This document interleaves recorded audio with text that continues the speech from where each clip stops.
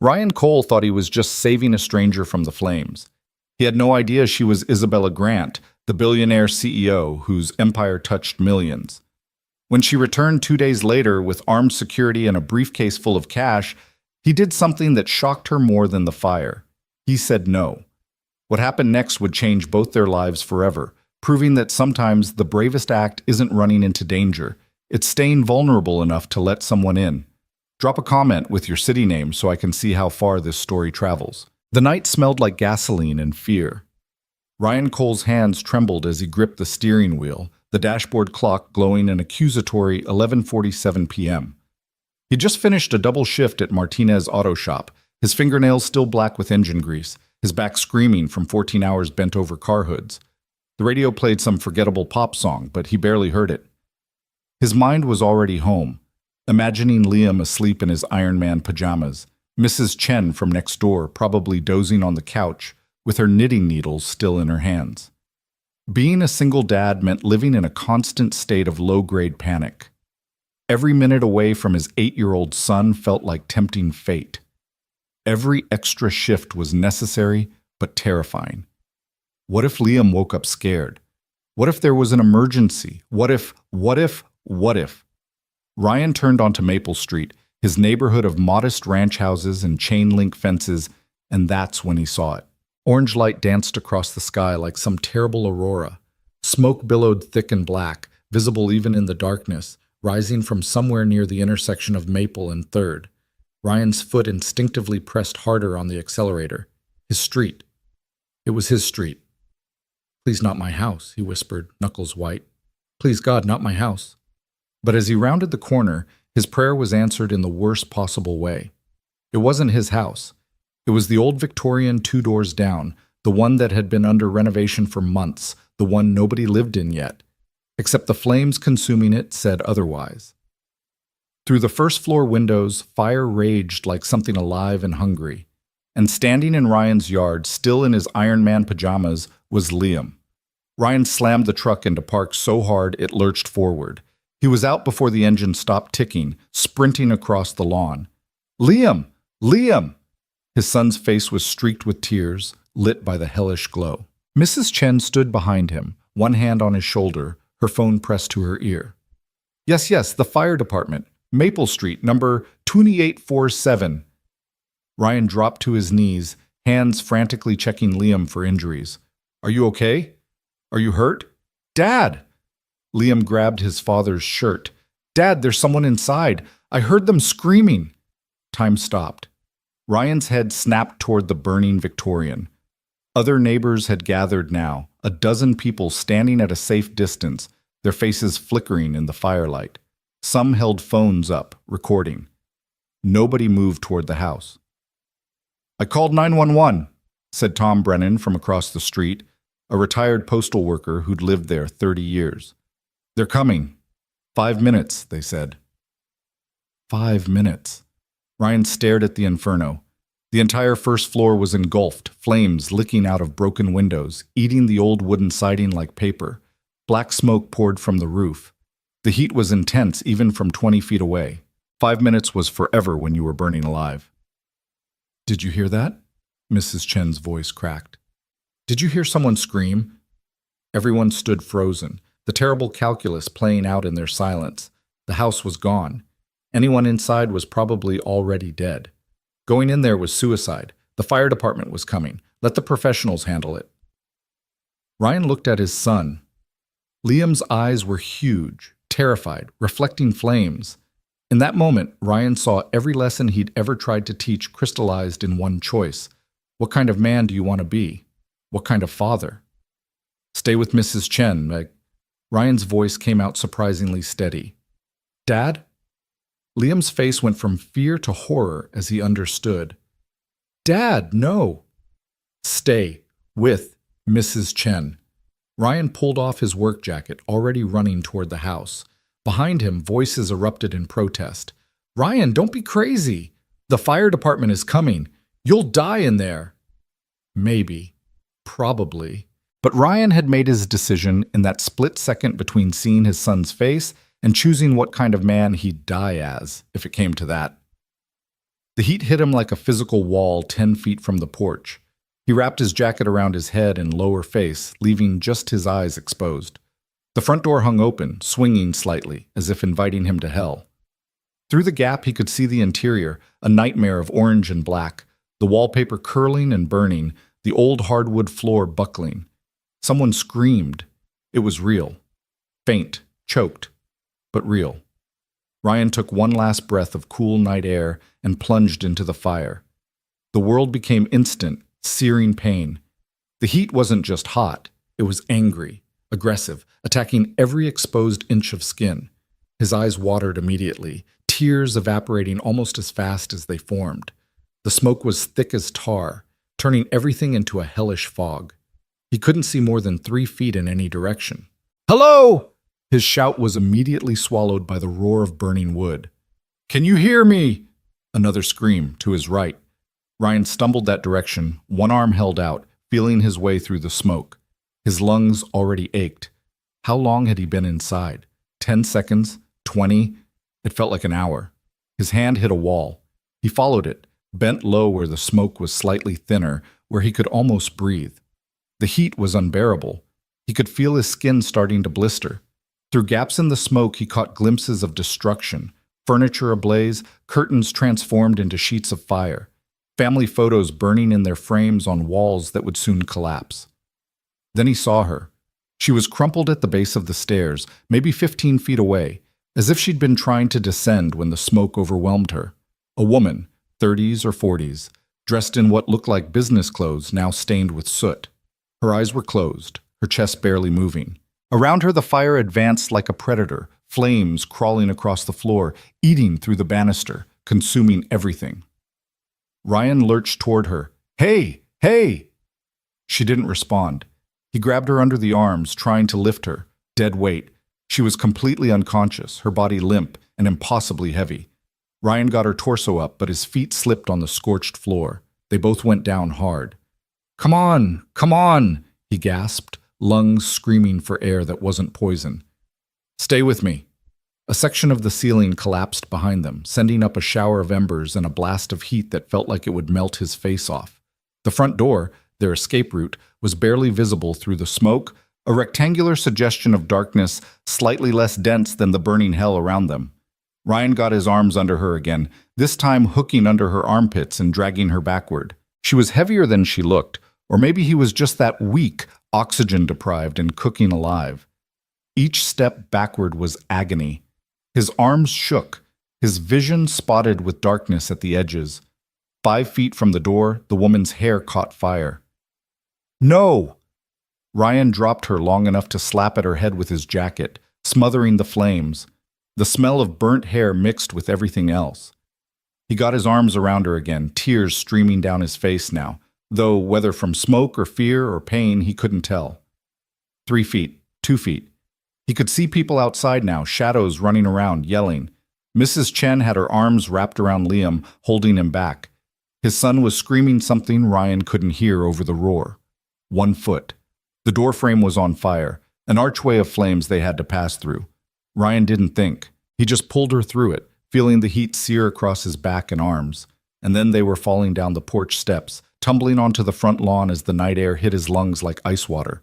People swarmed them immediately. Someone threw a blanket over the woman. Someone else was yelling for water. Ryan rolled onto his back, gasping, his entire body one giant burn. Above him, the stars wheeled in a sky turned orange by the dying house.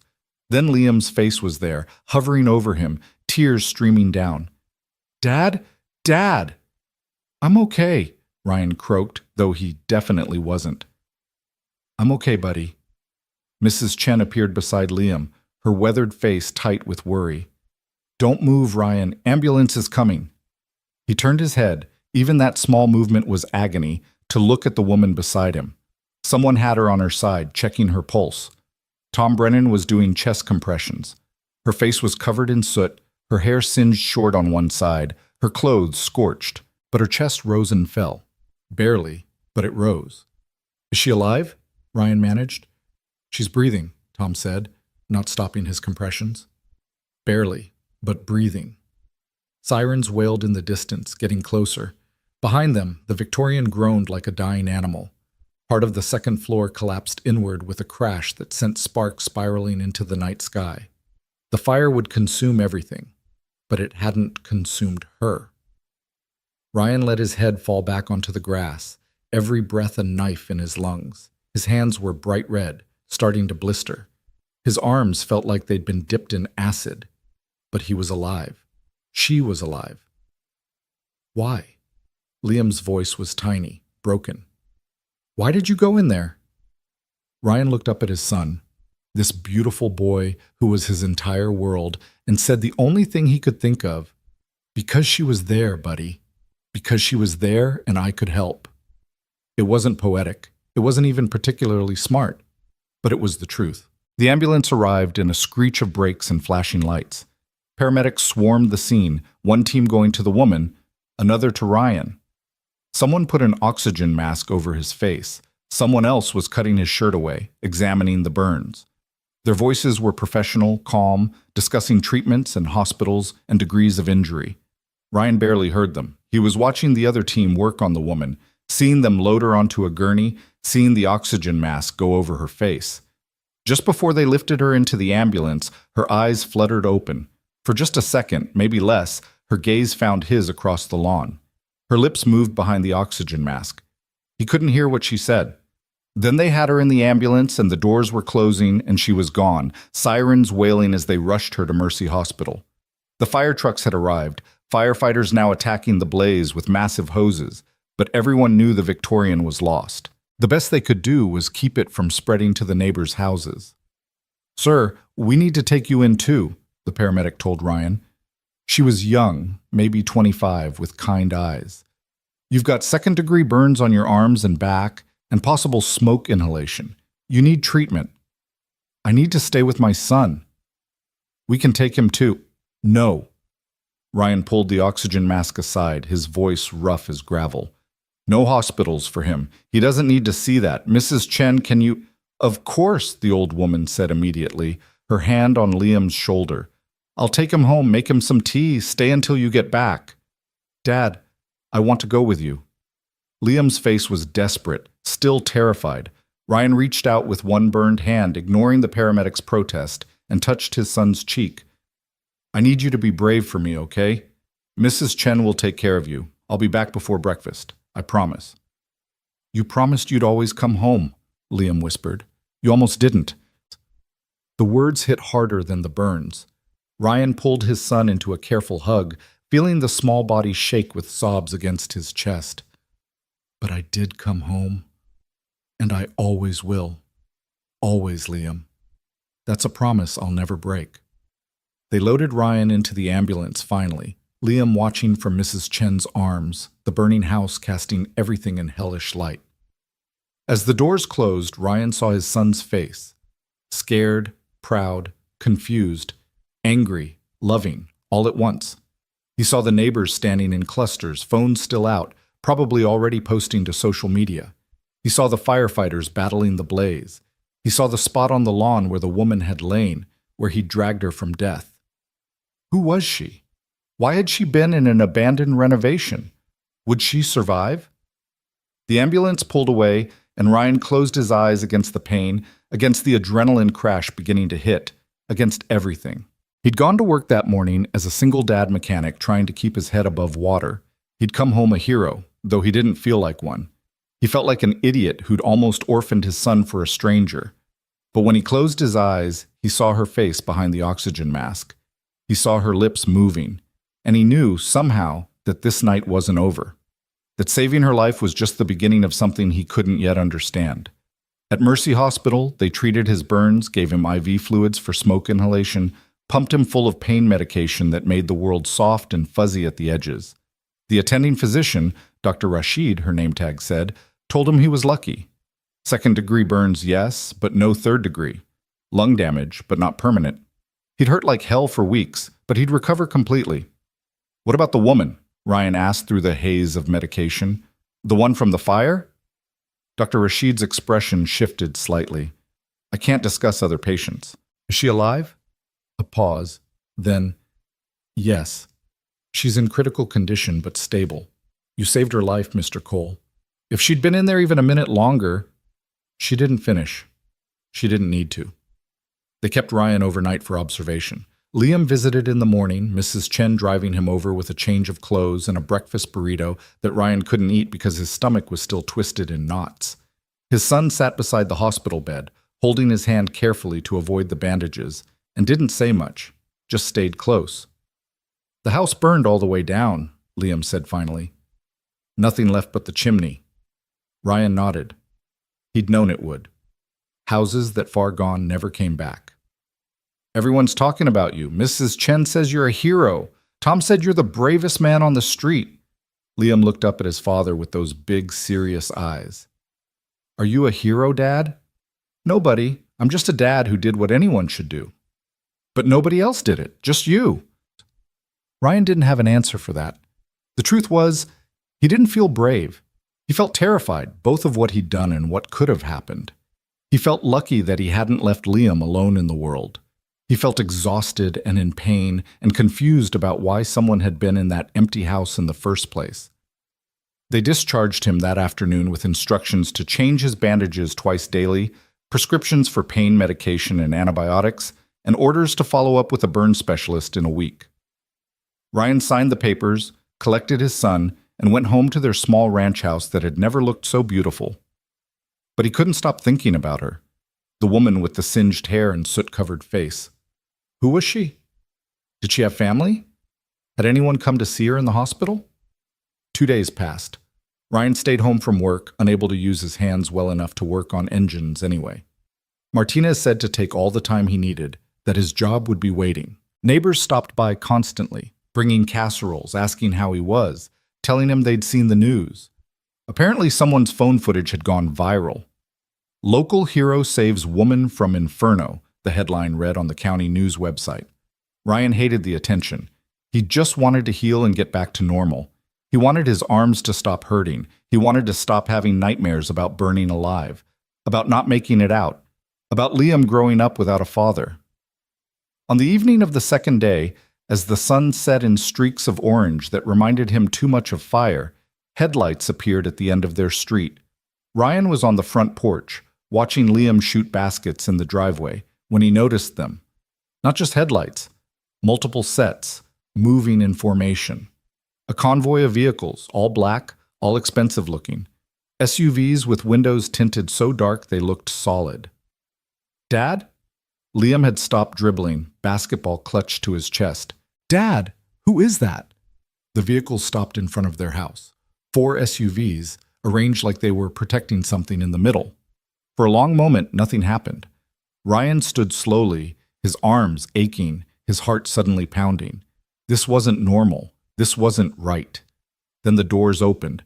Men stepped out first, 6 of them, all wearing dark suits, all with the same alert, watchful posture.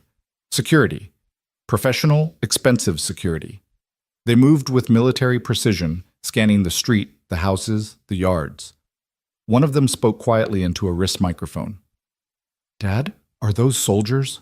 Liam whispered, backing toward the porch. I don't know, Ryan said, moving to stand in front of his son. Stay behind me. The middle SUV's door opened last. A woman stepped out, and Ryan's breath caught. It was her, but not her, not the broken, unconscious woman he dragged from the fire. This woman stood straight and tall, dressed in clothes that probably cost more than Ryan's truck. Her hair, previously singed and damaged, was now cut into a sleek professional style that somehow made the shorter length look intentional, fashionable. Her face, cleaned of soot, was striking. Sharp cheekbones, intelligent eyes, a mouth set in a line that suggested someone used to being obeyed. She looked at the house, his modest, slightly shabby ranch house with its peeling paint and chain-link fence, like she was seeing something from another planet. Then her eyes found Ryan on the porch, and something in her expression shifted. She walked forward, her security team flanking her at a discreet distance. Up close, Ryan could see the small details.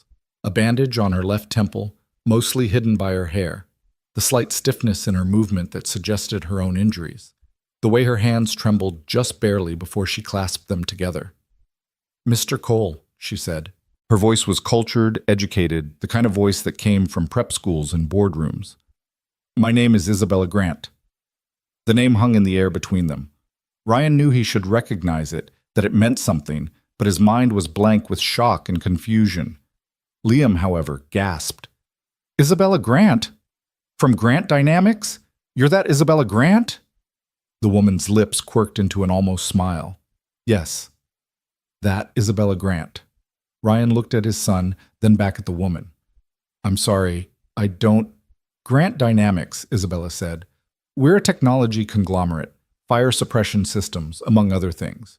We're rather large.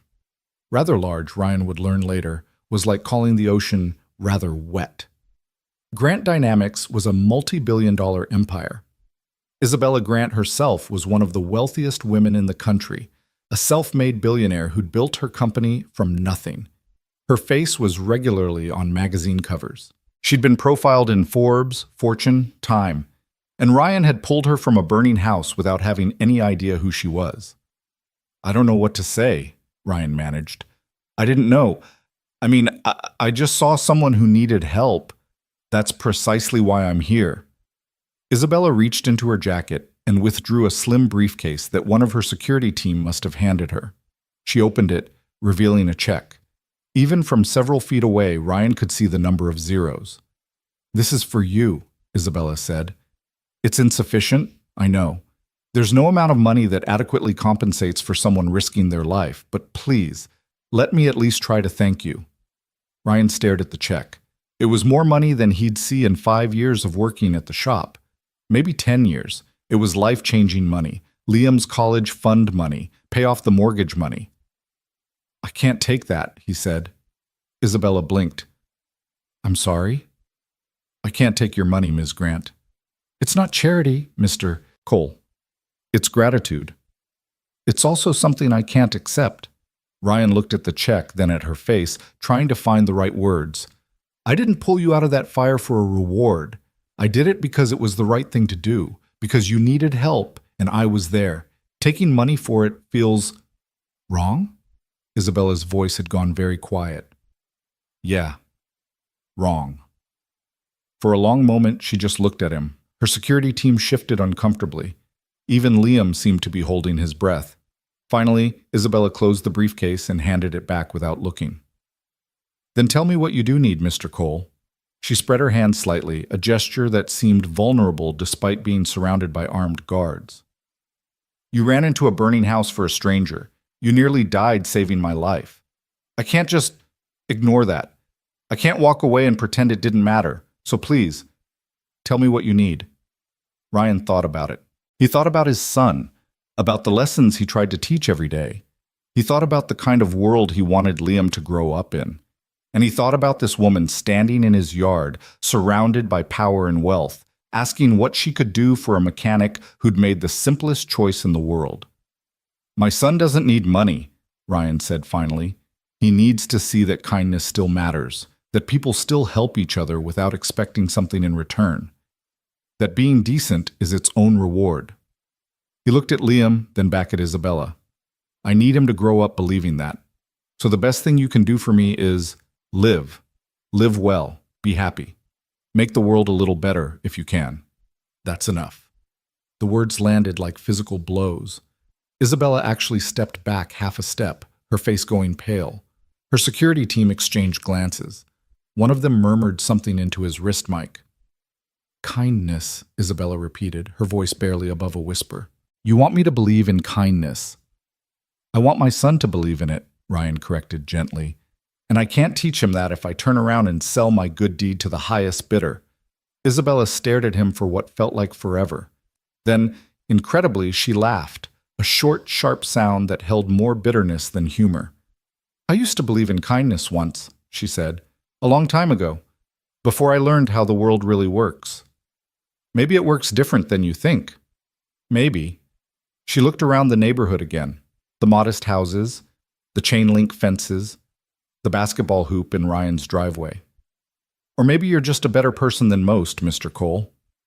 I'm not, Ryan said honestly. I'm just a dad trying to set a good example. Isabella opened her mouth, closed it again. For the first time since she'd arrived, she looked uncertain, her armor of wealth and power cracking just slightly. I should go, she said finally. But thank you, not just for saving my life, for reminding me that people like you still exist. She turned to leave, her security team already moving to the vehicles. Ryan watched her go, feeling like something important had just happened, though he couldn't articulate what. Then Liam tugged on his sleeve. Dad, his son whispered urgently. Dad, you just turned down like $1 million. I know, buddy. Are you insane? Ryan laughed despite himself, wincing as it pulled at his burned skin. Maybe a little. They watched the convoy drive away, disappearing into the evening. The street returned to normal, just a quiet neighborhood. Just a single dad and his son standing on their modest porch. Nothing had changed, really. Except maybe everything had. Do you think she'll really do it? Liam asked. Live well and make the world better? I don't know, Ryan said honestly, but at least she knows someone believes she can. He didn't expect to see Isabella Grant again. Why would he? She was the billionaire CEO with a company to run. He was a mechanic with burned arms and a son to raise. Their worlds had intersected for one brief, terrifying moment, but now they'd diverge again, as worlds do. Ryan Cole had no idea how wrong he was. The next morning arrived with the kind of relentless sunshine that made everything look too bright, too normal. Ryan stood at the bathroom mirror, carefully changing the bandages on his arms while Liam ate cereal at the kitchen table. The burns were healing, pink and angry, but healing. The physical pain was manageable with the medication Dr. Rashid had prescribed. The mental replay of running into that fire, however, played on an endless loop. He'd just finished wrapping fresh gauze around his left forearm when his phone rang. Unknown number. Ryan almost didn't answer, probably another reporter wanting to interview the local hero, but something made him pick up. Mr. Cole? A woman's voice, professional and crisp. This is Sarah Chen, executive assistant to Isabella Grant. Ms. Grant would like to speak with you. Would you be available for a call this afternoon? Ryan glanced at his reflection, at his work shirt hanging on the back of the door, at the normal life he'd been trying to return to. I don't think she's quite insistent, sir. It's regarding a matter of some importance. There was something in the woman's tone that suggested refusing wasn't really an option. Ryan sighed. Fine. What time? 2:00. She'll call this number directly. The line went dead before Ryan could respond. He stood there holding the phone, feeling like he'd just agreed to something he didn't fully understand. Through the doorway, he could see Liam hunched over his homework at the kitchen table, pencil moving slowly across the page. Normal. Everything was supposed to be normal now. At exactly 2:00, the phone rang again. Mr. Cole! Isabella Grant's voice was different than it had been in his yard, less formal, more urgent. I need to ask you something, and I need you to be completely honest with me. Okay, Ryan said slowly, settling onto the front porch where Liam wouldn't hear. Why were you really at that house, the Victorian on Maple Street? Why were you there that night? The question caught him off guard. I wasn't at the house. I was driving home from work when I saw the fire. You weren't there earlier? You didn't see anyone else? No, Miss Grant, what's going on? A long pause. Then, the fire wasn't an accident. The investigators found evidence of arson. Someone set that fire deliberately, and I was inside when they did. The words hit like ice water. Ryan stood up, pacing across the porch. Someone tried to kill you? Or scare me? Or send a message? The police aren't sure yet. Her voice was controlled, but he could hear the tension underneath. I'm telling you this because you saved my life that night, and you deserve to know what you walked into. But I'm also calling because I need your help. My help?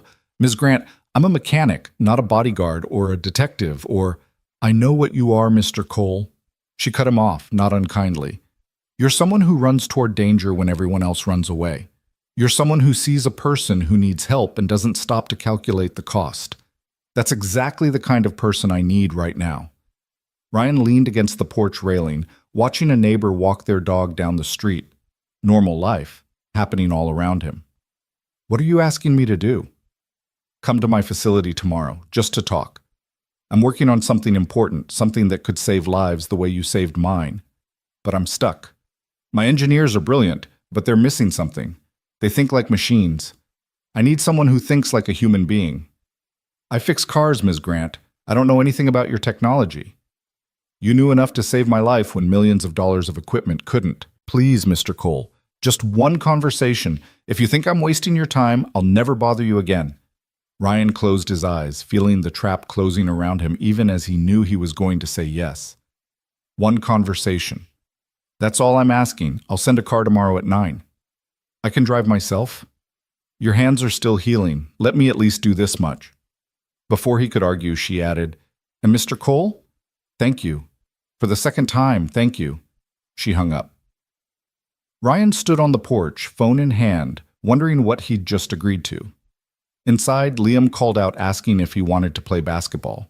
Normal life, still there, still waiting, but something had shifted, some invisible line had been crossed, and Ryan couldn't quite convince himself that everything was going to be okay.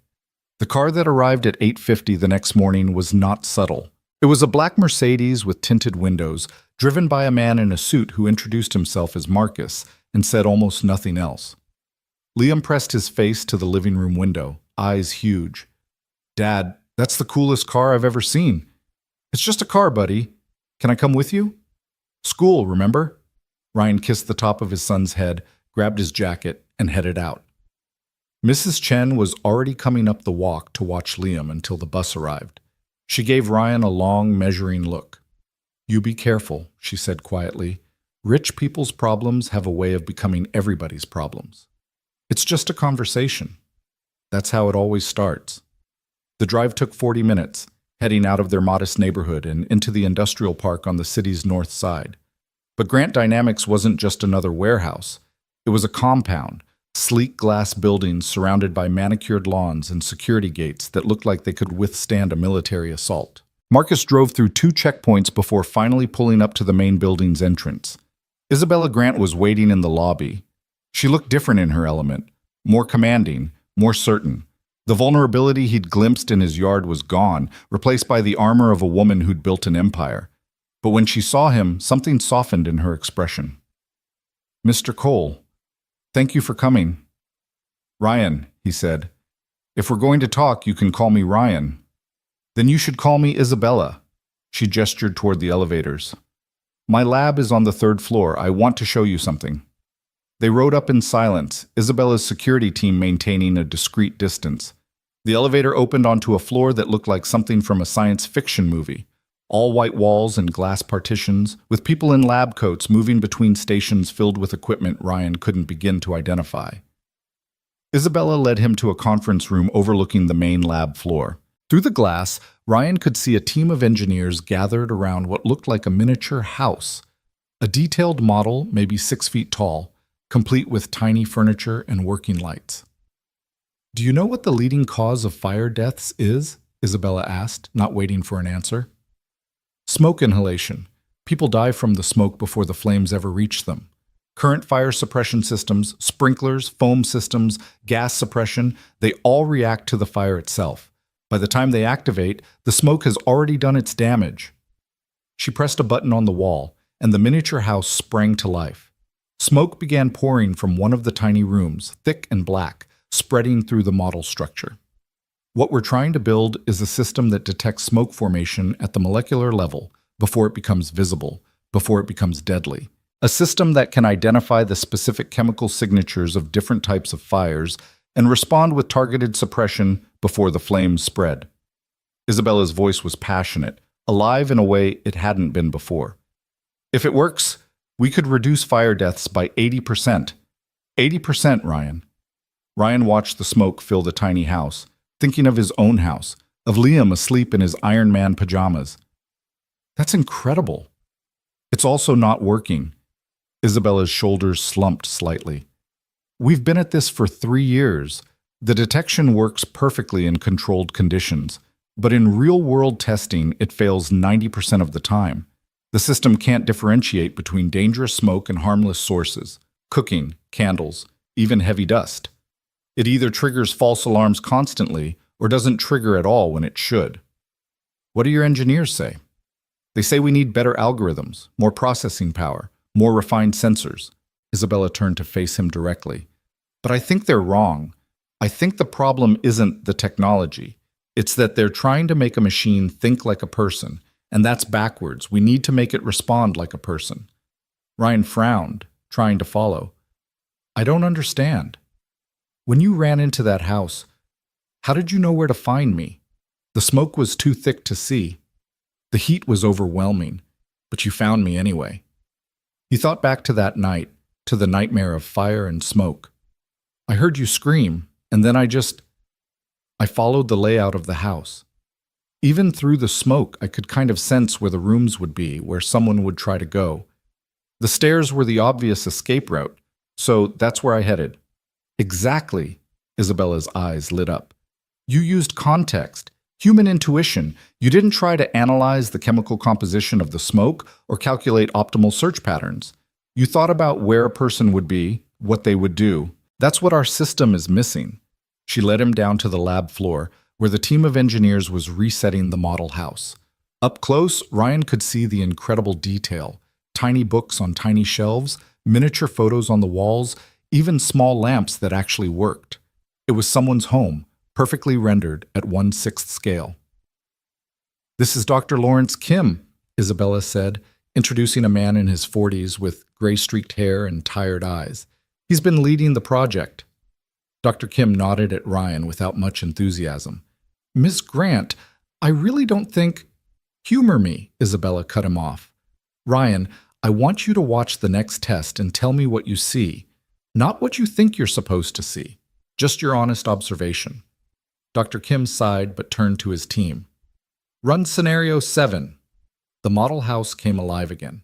This time, smoke began in the tiny kitchen, pouring from what looked like a miniature stove. Within seconds, sensors throughout the house lit up, displaying data on screens around the lab. Numbers scrolled past. Chemical compositions, temperature readings, density measurements. The system processed everything, algorithms working to determine if this was a real threat. Finally, a red light flashed. The suppression system activated, releasing a fine mist throughout the tiny house. The smoke dissipated. The test was over. Successful detection and suppression in 8.3 seconds, Dr. Kim announced. Well within acceptable parameters. Now run scenario 7B, Isabella said.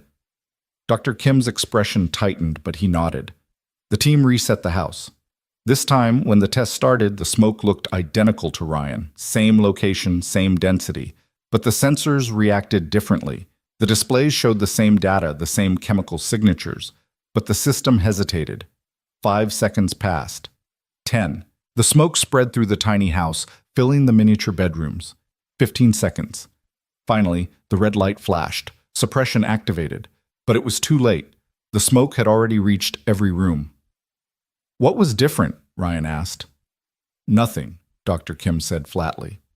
That's the problem. Both tests used the same smoke generator, the same fuel source, the same everything. But in test 7, the system responded immediately. In 7B, it delayed. We've run this 100 times with identical results. The system is supposed to learn, to adapt, but instead it's becoming inconsistent. Ryan studied the tiny house, thinking. Run it again, but this time tell me what time of day we're simulating. Dr. Kim blinked. I'm sorry? The scenario. In the real world, what time would it be? Morning? Evening? The engineers exchanged glances. Finally, Dr. Kim said, Scenario 7 is meant to simulate 6 p.m. on a weekday, dinner preparation time. 7B simulates 10 p.m. And people cook dinner at 6 p.m. but not usually at 10, Ryan said slowly, pieces clicking together in his mind. So when the system detects smoke from the kitchen at 6, it's unsure because that's normal. But at 10, kitchen smoke is unusual, so it should respond faster. Except it's doing the opposite. Dr. Kim's eyes widened. The learning algorithm. It's been trained on thousands of hours of household data. It knows that evening hours have more ambient smoke from cooking. So it's programmed to be more cautious during those times to avoid false alarms. But that means it's slower to respond when real danger happens during dinner time, Isabella finished, when most people are actually home and at risk. We've been focused on eliminating false positives, Dr. Kim said, a mix of excitement and frustration in his voice. We were so worried about the system triggering unnecessarily that we made it too conservative during high-activity periods. But that's exactly when people need it most. The team erupted into discussion, engineers pulling up data models and arguing over algorithms. Isabella pulled Ryan aside, away from the controlled chaos. "Do you see now why I needed you here?" she said quietly. "They're brilliant people, but they've been so deep in the technology that they forgot to think about the humans using it. You saw it in 30 seconds. I just asked a simple question. That's my point. Sometimes the simple questions are the ones nobody thinks to ask." She hesitated, then added, "I want to hire you." Ryan laughed. "To do what? I don't know anything about technology. You know about people. You know about real-world situations and practical thinking. I need someone on this team who isn't an engineer who can ask the stupid questions that turn out not to be stupid at all." When Ryan started to protest, Isabella held up a hand. "Not full-time, just consultant work. Come in a few times a week.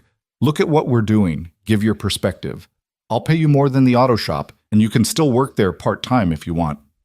"Isabella, I appreciate this, but I'm not offering this out of gratitude, Ryan. I'm offering it because you're valuable. What you did just now, that's going to save lives, actual human lives. Don't you want to be part of that?" Ryan looked through the glass at the team of engineers, now excitedly reconfiguring their model. He thought about Liam, about teaching his son that kindness mattered. But maybe kindness wasn't just about individual acts. Maybe it was also about building systems that protected people, about using whatever skills you had to make the world a little safer. "I need to think about it," he said finally. "Fair enough. Take all the time you need." Isabella handed him a card with her personal cell number written on the back. "But Ryan, I meant what I said in your yard. I used to believe in kindness once. Being around you makes me want to believe in it again. Whatever you decide, thank you for that." Marcus drove Ryan home in the same silent efficiency. But as they pulled onto Maple Street, Ryan saw something that made his blood run cold. The charred remains of the Victorian were still there, a black skeleton of what had once been a home. And standing in front of it, taking photos, was a man in an expensive suit. "Stop the car," Ryan said. Marcus pulled over smoothly. Ryan got out, his heart pounding for reasons he couldn't quite articulate. The man with the camera looked up as Ryan approached, his expression carefully neutral. "Can I help you?" the man asked. He was maybe 50, with silver hair and the kind of expensive watch that cost more than Ryan's truck. "I live here," Ryan said, gesturing to his house 2 doors down. "Who are you?" "Gerald Hoffman. I'm with Pinnacle Development." He extended a hand that Ryan didn't shake. "We're looking into purchasing this lot. It's not for sale." "Everything's for sale, Mr. Cole." "And no, not everything is." Ryan crossed his arms, ignoring the pull on his healing burns. "That house burned down 3 days ago. Someone nearly died. You're already circling like a vulture?" Hoffman's smile didn't waver. "I understand you're upset. It was a terrible tragedy. But the property owner wants to sell, and we're interested in the location. Once the investigation concludes, we'll clear the remains and build something new, something better." "The investigation?" Ryan latched onto the word. "You mean into the arson?" For just a second, something flickered in Hoffman's eyes. "I'm sure I don't know what you mean. The fire marshal's report isn't complete yet. But you know it was arson. I know that properties in this neighborhood are undervalued, Mr. Cole, and I know that Pinnacle Development is prepared to make very generous offers to homeowners who want to sell." He pulled a card from his wallet. "If you're interested in discussing your own property, give me a call." Ryan took the card only to crush it in his fist. "I'm not interested, and I'm going to be watching this lot. If I see anyone trying to rush the investigation or intimidate the owner into selling, I'm going to make noise about it."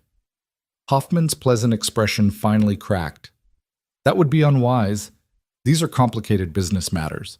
People who interfere sometimes find themselves facing complicated consequences."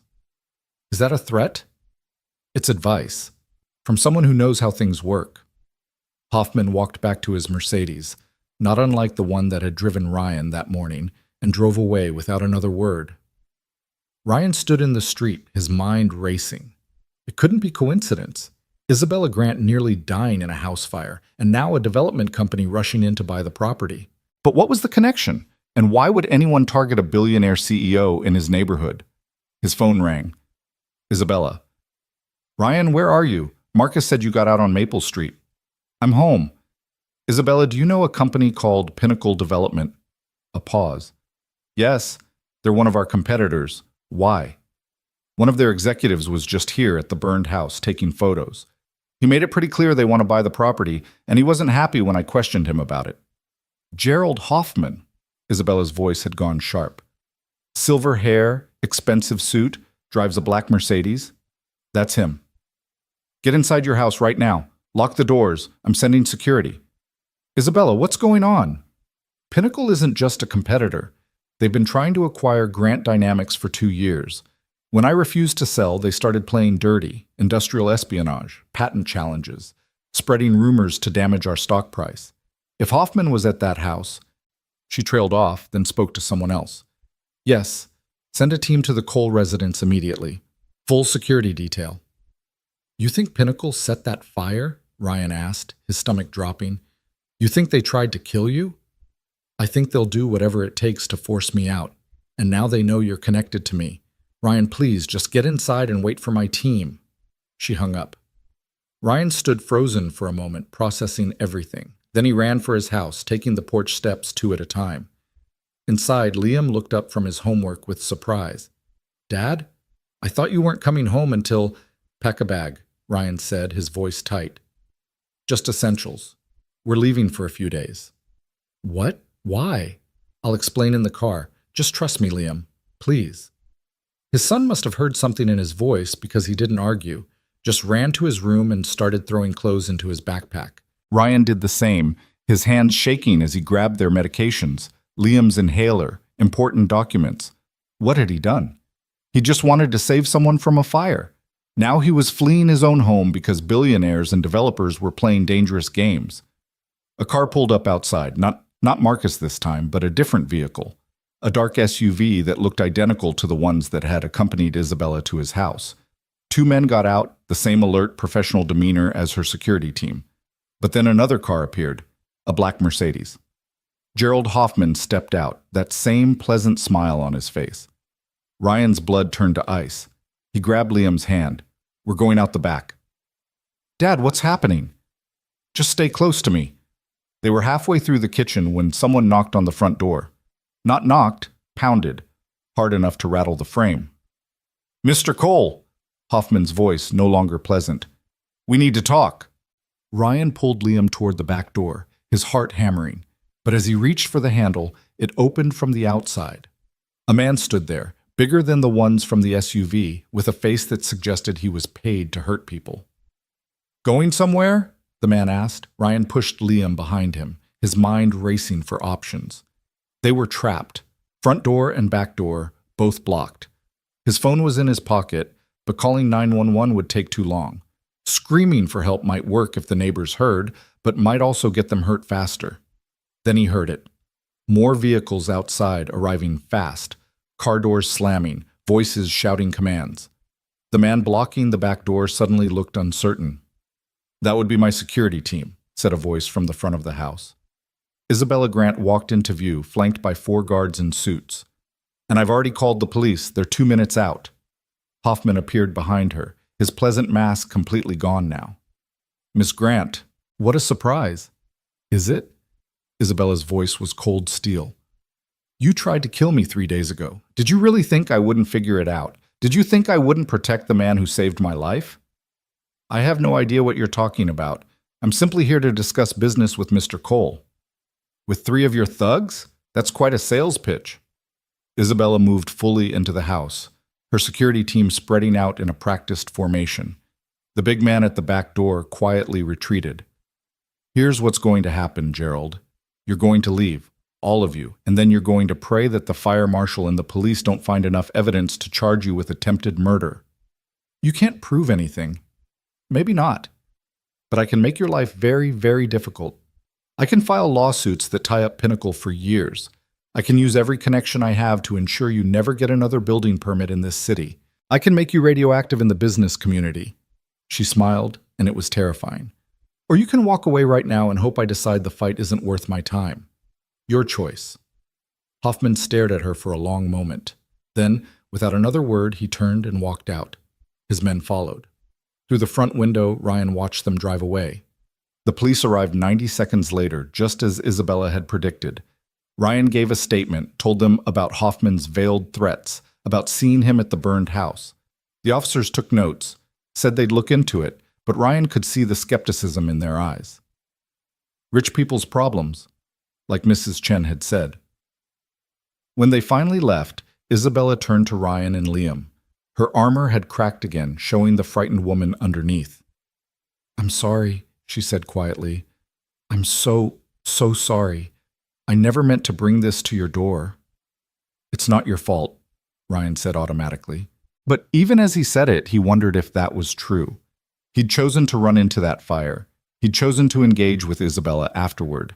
Every choice had led here, to his son scared and confused, to men threatening them in their own home. "I want you to come stay at one of my properties," Isabella said. "Just until we know for sure that Hoffman and Pinnacle back off. It's secure, comfortable.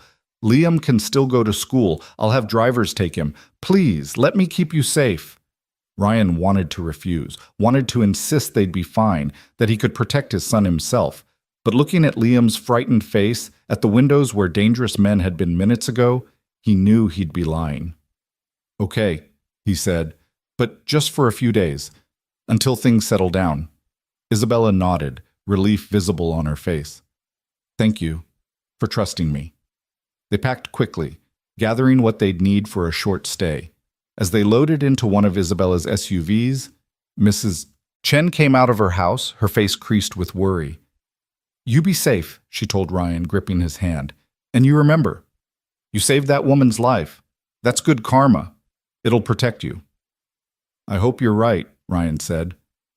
The SUV pulled away from Maple Street, from the modest ranch house that Ryan had fought so hard to keep after his wife died. In the rearview mirror, he could see the charred skeleton of the Victorian, a reminder of how quickly everything could burn.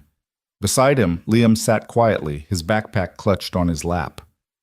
"Dad, are we in danger?" Ryan wanted to lie, to comfort him, but he'd always promised his son the truth.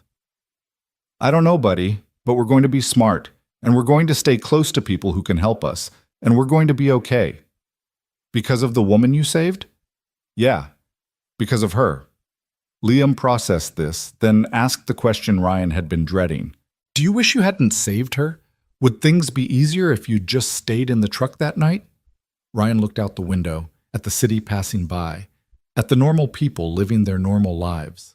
He thought about the choice he'd made, running into that fire, and all the consequences that had followed.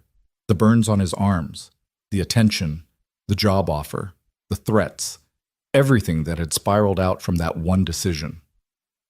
"No," he said finally. "I don't wish that. She's a person, Liam. Her life matters. And yeah, things are complicated now, but that doesn't mean saving her was wrong. Sometimes doing the right thing is complicated. That doesn't make it any less right."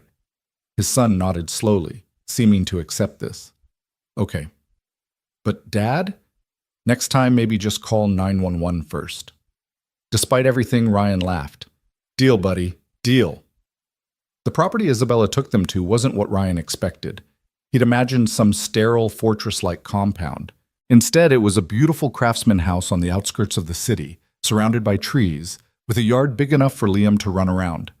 Security was present but discreet. Cameras hidden in the eaves, guards patrolling the perimeter but staying out of sight. "This is my personal retreat," Isabella explained as she showed them inside. "I bought it years ago when the company was driving me crazy. Somewhere to escape and just breathe. You'll be safe here." The interior was warm, lived in, full of comfortable furniture and bookshelves. Nothing like the sterile luxury Ryan had expected from a billionaire's property. In the kitchen, there was even a coffee mug sitting by the sink with a tea stain inside, as if Isabella had been here recently and forgotten to clean up. "There are 3 bedrooms upstairs," Isabella continued. "Take whichever you want. The fridge is stocked.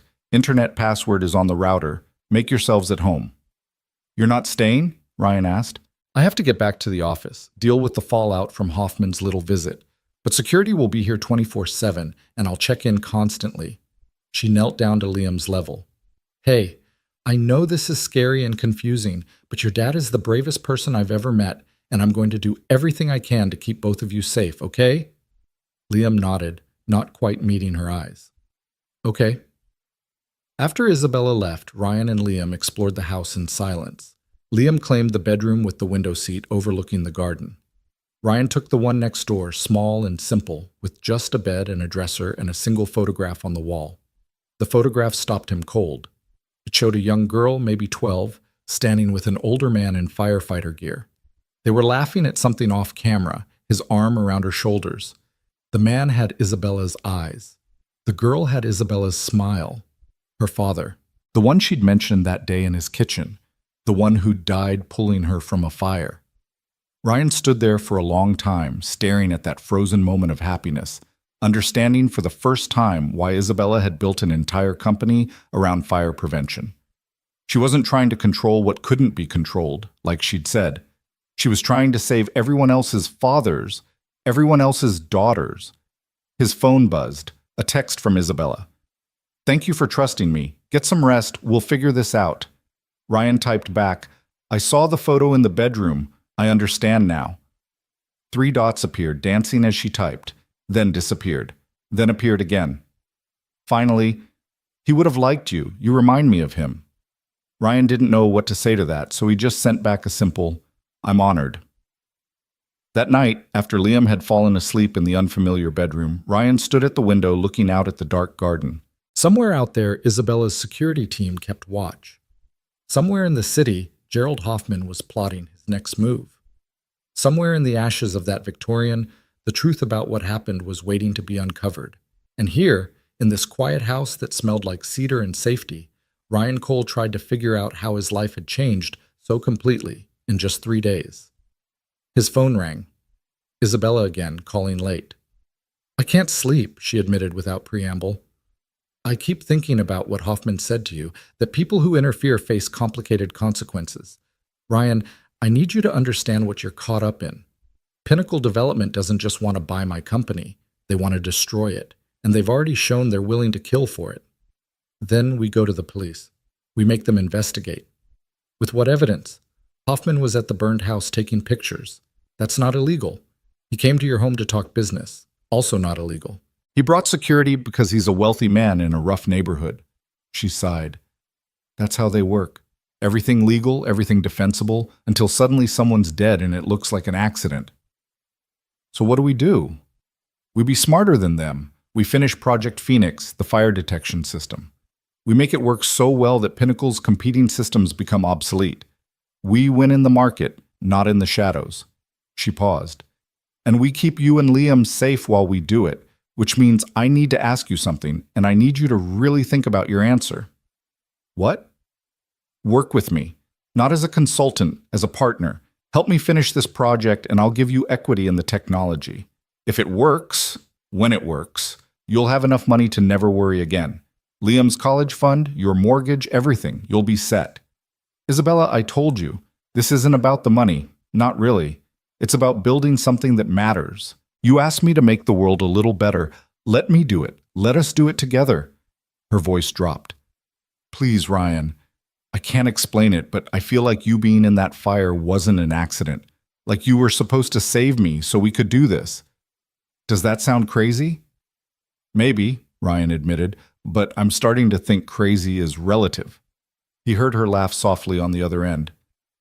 Get some sleep. We'll talk more tomorrow. And Ryan, thank you for everything. After she hung up, Ryan checked on Liam one more time, watching his son sleep peacefully in the unfamiliar bed. 8 years old, and already being pulled into a world of billionaires and corporate warfare and threats in the night, but also being pulled into a world where ordinary people could build extraordinary things, where a mechanic could help save lives, where kindness could change everything. Ryan thought about the choice ahead of him. Go back to the auto shop and hope Hoffman and Pinnacle forgot about them, or step forward into whatever Isabella was offering with all its danger and promise. He thought about his wife, gone 3 years now, and what she would have said. She'd always been the brave one, the dreamer. She'd have told him to take the leap. He thought about Liam and what lessons this would teach him. That you run from danger. or that you face it when the stakes are worth it. Finally, he thought about the fire, about Isabella's unconscious body in his arms, about choosing to run into the flames when everyone else stood frozen. Some choices you only got to make once. Some moments defined everything that came after.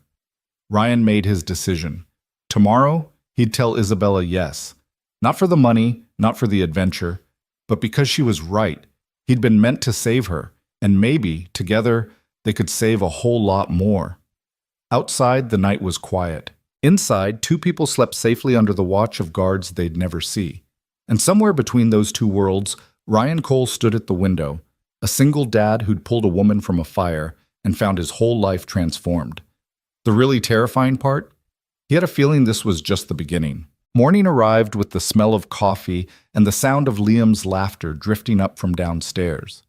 Ryan descended to find his son sitting at the kitchen island, eating pancakes, while one of Isabella's security guards, a woman named Torres with kind eyes and a service weapon visible at her hip, flipped more on the griddle. "Your kid says you make terrible pancakes," Torres said without turning around. "I'm defending your honor." "My dad burns everything," Liam confirmed cheerfully, syrup on his chin. "Even cereal somehow." "That was one time, and the milk was expired," Ryan protested, but he was smiling. The normalcy of the moment felt like oxygen after drowning. His phone buzzed. "Isabella. Can you come to the facility at noon? Something you need to see." Ryan texted back his agreement, then spent the morning with Liam, trying to pretend everything was normal.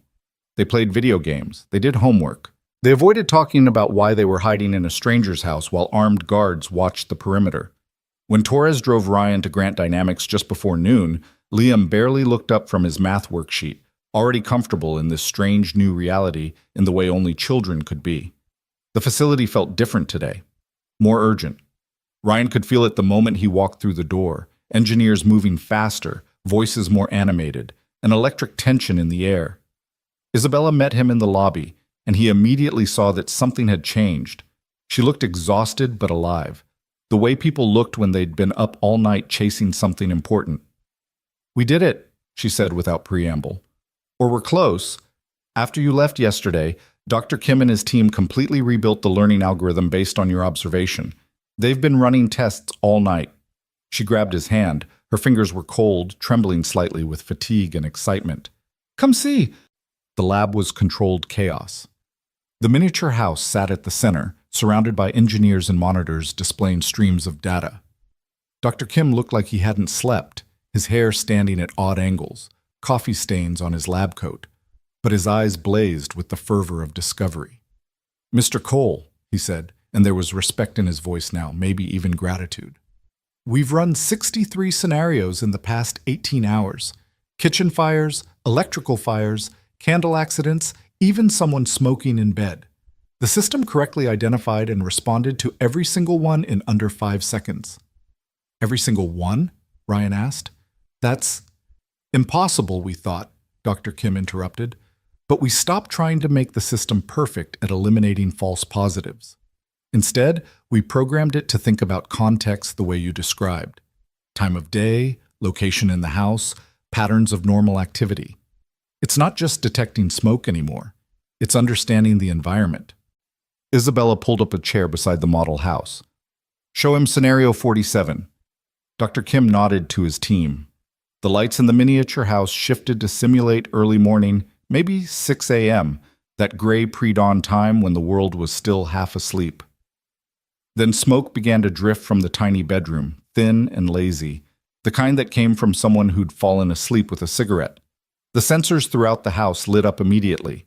Data streamed across the monitors, and within 3 seconds, the system activated. Not with the aggressive suppression they'd seen in earlier tests, but with something gentler. A soft alarm, lights flashing in sequence toward the bedroom, and a targeted release of suppressant only in the affected room. "It knows this is a bedroom fire at dawn," Dr. Kim explained.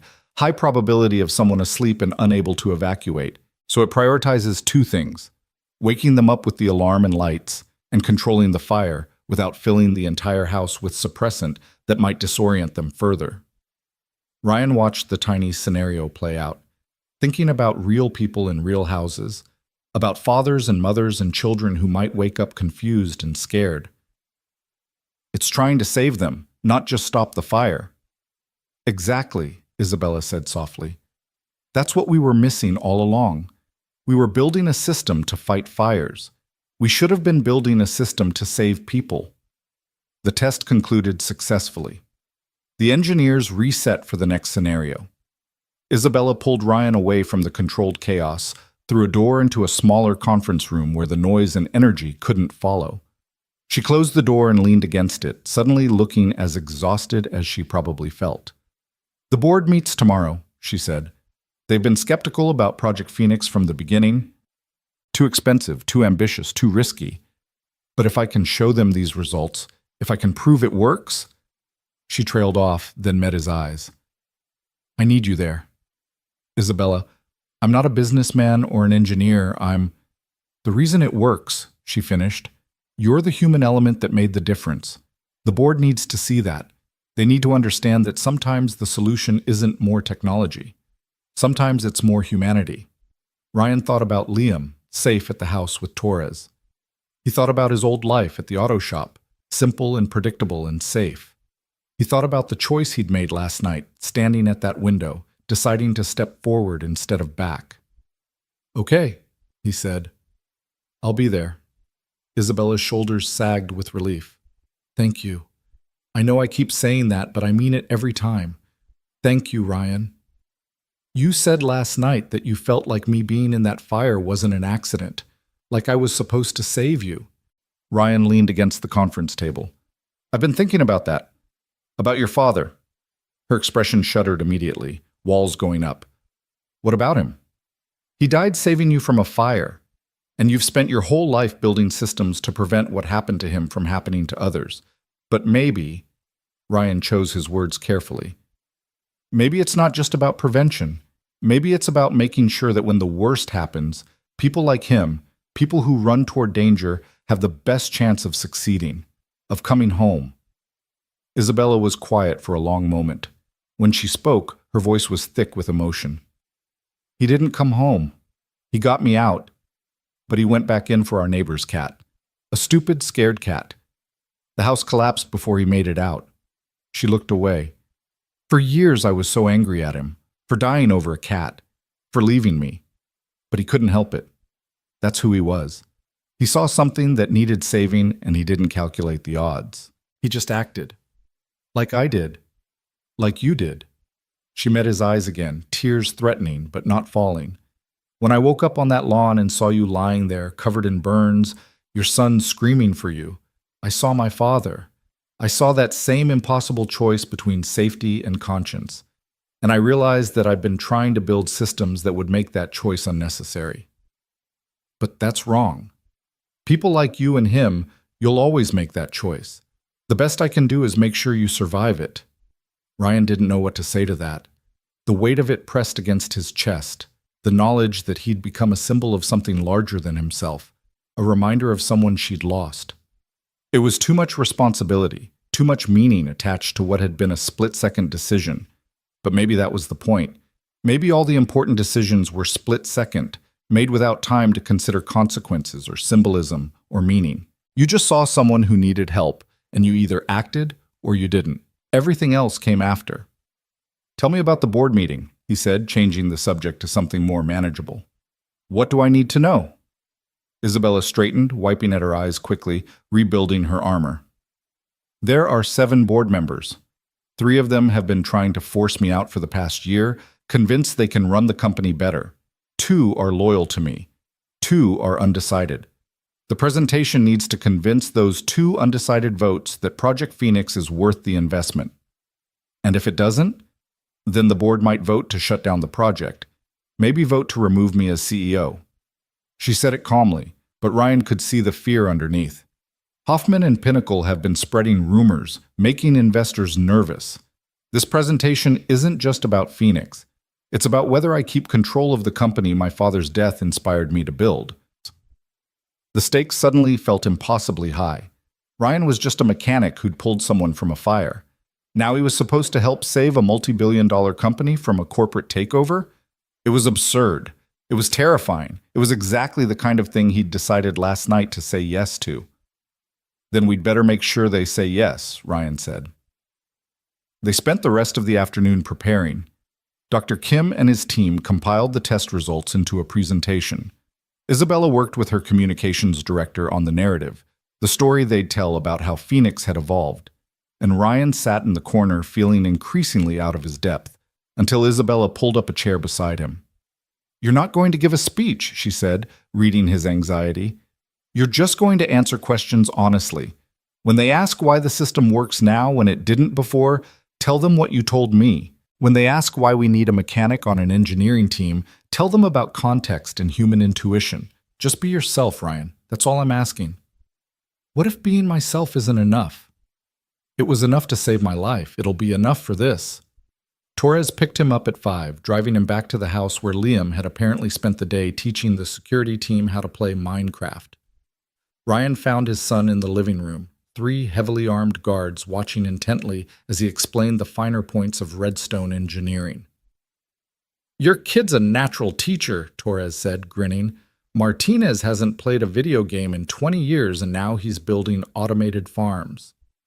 That night, after Liam fell asleep, Ryan sat in the unfamiliar bedroom staring at his phone. He should call someone. Mrs. Chen to check on his house. Martinez at the auto shop to explain why he wouldn't be in for a while. His sister in Portland, who he hadn't talked to in months. Instead, he found himself looking at photos of his wife. Sarah, who'd died 3 years ago in a car accident so sudden and stupid that Ryan still sometimes forgot she was gone. She'd been the brave one, the dreamer. She'd have loved this insanity, the billionaire CEO, the corporate intrigue, the chance to build something meaningful. "I hope I'm doing the right thing," he whispered to her photo. "I hope you'd be proud." His phone rang. Isabella calling late again.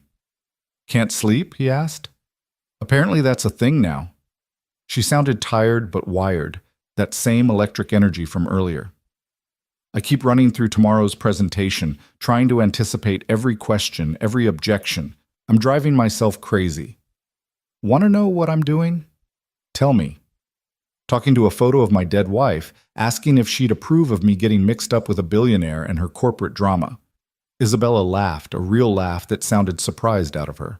"What do you think she'd say? That I'm an idiot, but she loves me anyway. That sometimes the craziest choices are the right ones. That life's too short to play it safe." Ryan looked at Sarah's frozen smile. She died on her way home from the grocery store. No warning, no goodbye. 1 minute she existed, and the next she didn't. Ever since then, I've been so careful, so focused on keeping Liam safe, on not taking risks, on just surviving. But maybe that's not what she'd want. Maybe she'd want me to live. Is that what this is? Living? I think so. Terrifying, expensive, dangerous living. But living. He paused. What about you? Is this living or just surviving? Isabella was quiet for so long he thought she might have hung up. Finally, I don't know anymore. I built this company to honor my father, to prevent what happened to him. But somewhere along the way it stopped being about saving lives and started being about winning. About being successful enough that I could prove his death meant something. And now Hoffman is trying to take it all away, and I'm realizing I don't even know if I want to keep fighting for it. But you are fighting. Why? Because you reminded me why it mattered. Standing in your kitchen, telling me that kindness still exists. I hadn't felt that in years, Ryan. Hope. Real, actual hope that the world could be better. Her voice cracked slightly. I'm fighting because I want to be the person you think I am. Does that make sense? It made perfect sense. Terrifying, vulnerable, honest sense. Tomorrow's going to work out, Ryan said. The board's going to see what I see, that you're building something that matters. That Phoenix isn't just technology, it's proof that we can make the world a little less dangerous, a little kinder. And if they don't see it, then we make them see it, together. After they said goodnight, Ryan lay in the dark thinking about second chances. He'd gotten one when that fire hadn't killed him. Isabella had gotten one when he'd pulled her out.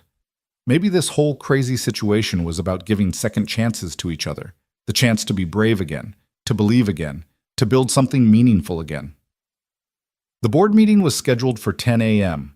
Torres drove Ryan and Isabella to Grant Dynamics headquarters, a gleaming tower downtown that made Ryan feel even more out of place in his button-down shirt and khakis. Isabella wore armor today, a severe black suit, her hair pulled back sharply, every inch the powerful CEO. But in the elevator up to the executive floor, she grabbed his hand and squeezed once, quickly, a gesture of fear and gratitude that reminded him she was still human under all that polish. The boardroom was exactly what Ryan expected, a long mahogany table, leather chairs, walls of windows overlooking the city. 7 people were already seated, ranging from a woman in her 70s with sharp, calculating eyes to a young man who couldn't be much over 30, probably a tech investor who'd bought his way onto the board. Isabella introduced Ryan to each of them, and he saw the skepticism immediately. These were people who dealt in billions, who made decisions that affected thousands of employees and millions of customers. And here was a mechanic in off-the-rack clothes, supposedly essential to their most ambitious project. "Shall we begin?"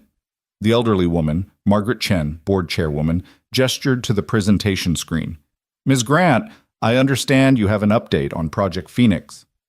What followed was the most intense hour of Ryan's life.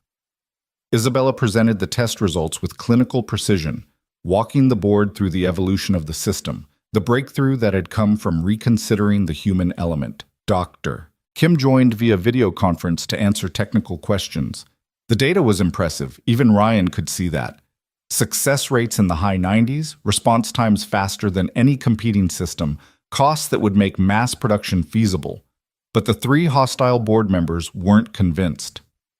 "This is all very impressive in a laboratory," said one of them, a man named Barrows with silver hair and a smug expression. "But you've been promising results for 3 years, Ms. Grant. 3 years and hundreds of millions of dollars, something that works with human intuition." Mr. Cole's insight changed everything. Barrows turned to Ryan with barely concealed disdain. "Mr. Cole, no disrespect, but you're a mechanic. What possible insight could you offer to a team of engineers with advanced degrees?" Ryan felt his face flush, but Isabella's hand on his arm steadied him. This was what they'd prepared for. Just be honest, just be himself. "I'm a dad," Ryan said, "and when my son was learning to ride a bike, I could have explained the physics of balance and momentum and center of gravity. But that's not what helped him learn. What helped was me saying, if you start to fall, just pedal harder." Simple advice based on instinct, not calculation. That's what your engineers were missing. They were so focused on the physics that they forgot about the kid on the bike. The room was silent. Then Margaret Chen smiled slightly. "Interesting analogy, but can you give us something more concrete?" Ryan glanced at Isabella, who nodded encouragement. "Your system was trying to be perfect. 0 false alarms, 100% accuracy. But humans don't work that way. We're okay with being wrong sometimes if it means we're right when it really matters. A smoke detector that goes off because you burn toast is annoying, but you tolerate it because you know it'll save your life if there's a real fire. Your system needed to learn that same tolerance. Stop being afraid of being wrong and start prioritizing being right when lives are on the line." Another board member, a woman named Patricia Okonkwo, leaned forward. "That's essentially what you told the engineering team? To accept imperfection?" "I told them to stop thinking about fires and start thinking about people. A fire at 6 p.m. in the kitchen is probably dinner. A fire at 3 a.m. in the bedroom is definitely an emergency. Same smoke, different context, different response needed. The system wasn't accounting for how people actually live." Barrows scoffed. "We have data scientists who specialize in exactly that kind of analysis. The idea that they needed a mechanic to point out something so basic, they didn't need me to point it out," Ryan interrupted, surprising himself with his own firmness. "They knew all this intellectually, but sometimes you're so deep in the problem that you can't see the obvious answer. I'm not smarter than your engineers, I just had fresh eyes." "Fresh eyes that cost us another $100 million in development," Barrows shot back. "Ms. Grant, this is exactly the problem. You're making emotional decisions instead of business decisions. You feel grateful to Mr. Cole for saving your life, understandably, but that gratitude is clouding your judgment. Bringing him onto the team, giving him equity, restructuring our most expensive project based on his hunches, They're not hunches, Isabella said coldly. They're insights that have produced measurable results. The test data speaks for itself. The test data shows a short-term improvement in a controlled environment. We need long-term field testing, real-world applications, which will cost another year and another 100 million. Barrows looked around the table. I'm recommending we shut down Project Phoenix immediately and focus our resources on acquisitions. There are smaller companies with proven fire suppression technologies that we could buy for less than we've already spent on Phoenix. You mean like Pinnacle Development? Isabella's voice was ice. The room went very still. Barrows' expression didn't change, but something flickered in his eyes. I don't know what you're implying. I'm implying that Pinnacle has been trying to force me out so they can acquire Grant Dynamics. And I find it interesting that you're recommending we abandon our most innovative project right when it's showing real promise, almost like you have a vested interest in seeing it fail. That's a serious accusation, Margaret Chen said quietly. It's a serious situation, Isabella responded. Someone set fire to a house I was inspecting. Someone sent intimidation to Mr. Cole after he saved my life. And someone on this board has been leaking confidential project information to our competitors. So yes, Margaret, I'm making accusations, because I'm done pretending this is just normal business disagreement. The room erupted. Board members talking over each other, demanding proof, threatening lawsuits. Ryan sat frozen, watching the company implode around Isabella's declaration. This was corporate warfare, and he was hopelessly out of his depth. Then Barrows stood up, his face red. This is absurd. I've served on this board for 8 years. My reputation is beyond question. The fact that you're making these paranoid claims shows exactly why you're unfit to lead this company, Ms. Grant. You're emotional, impulsive, and you're letting personal relationships compromise your business judgment. Sit down, Thomas. Margaret Chen's voice cut through the chaos like a blade. Everyone fell silent. The old woman looked at Barrows with an expression Ryan couldn't quite read. I was wondering when this would come up. I've known about your dealings with Pinnacle for 6 weeks. I've been building a case, gathering evidence. I was planning to address it in executive session next month, but since Ms. Grant has forced the issue, let's address it now. Barrows went pale. Margaret, I don't know what you think you know. I know you've been accepting consulting fees from Pinnacle while sitting on our board. I know you've shared confidential financial information with their executives. I know you've been actively working to undermine Ms. Grant's leadership. Margaret's voice was calm but lethal. What I don't know is whether you were involved in the arson. That's for the authorities to determine, but your time on this board is over, effective immediately. Security will escort you out. 2 guards appeared at the door as if summoned. Barrows looked around the table, seeing no support, no sympathy. This is illegal termination. You'll hear from my lawyers. I'm sure we will. They can contact our legal department. Margaret nodded to the guards, and they escorted Barrows out. His protests echoed down the hall until a door closed, cutting them off abruptly. The remaining board members sat in stunned silence. Finally, Patricia Okonkwo spoke. Well, that was dramatic.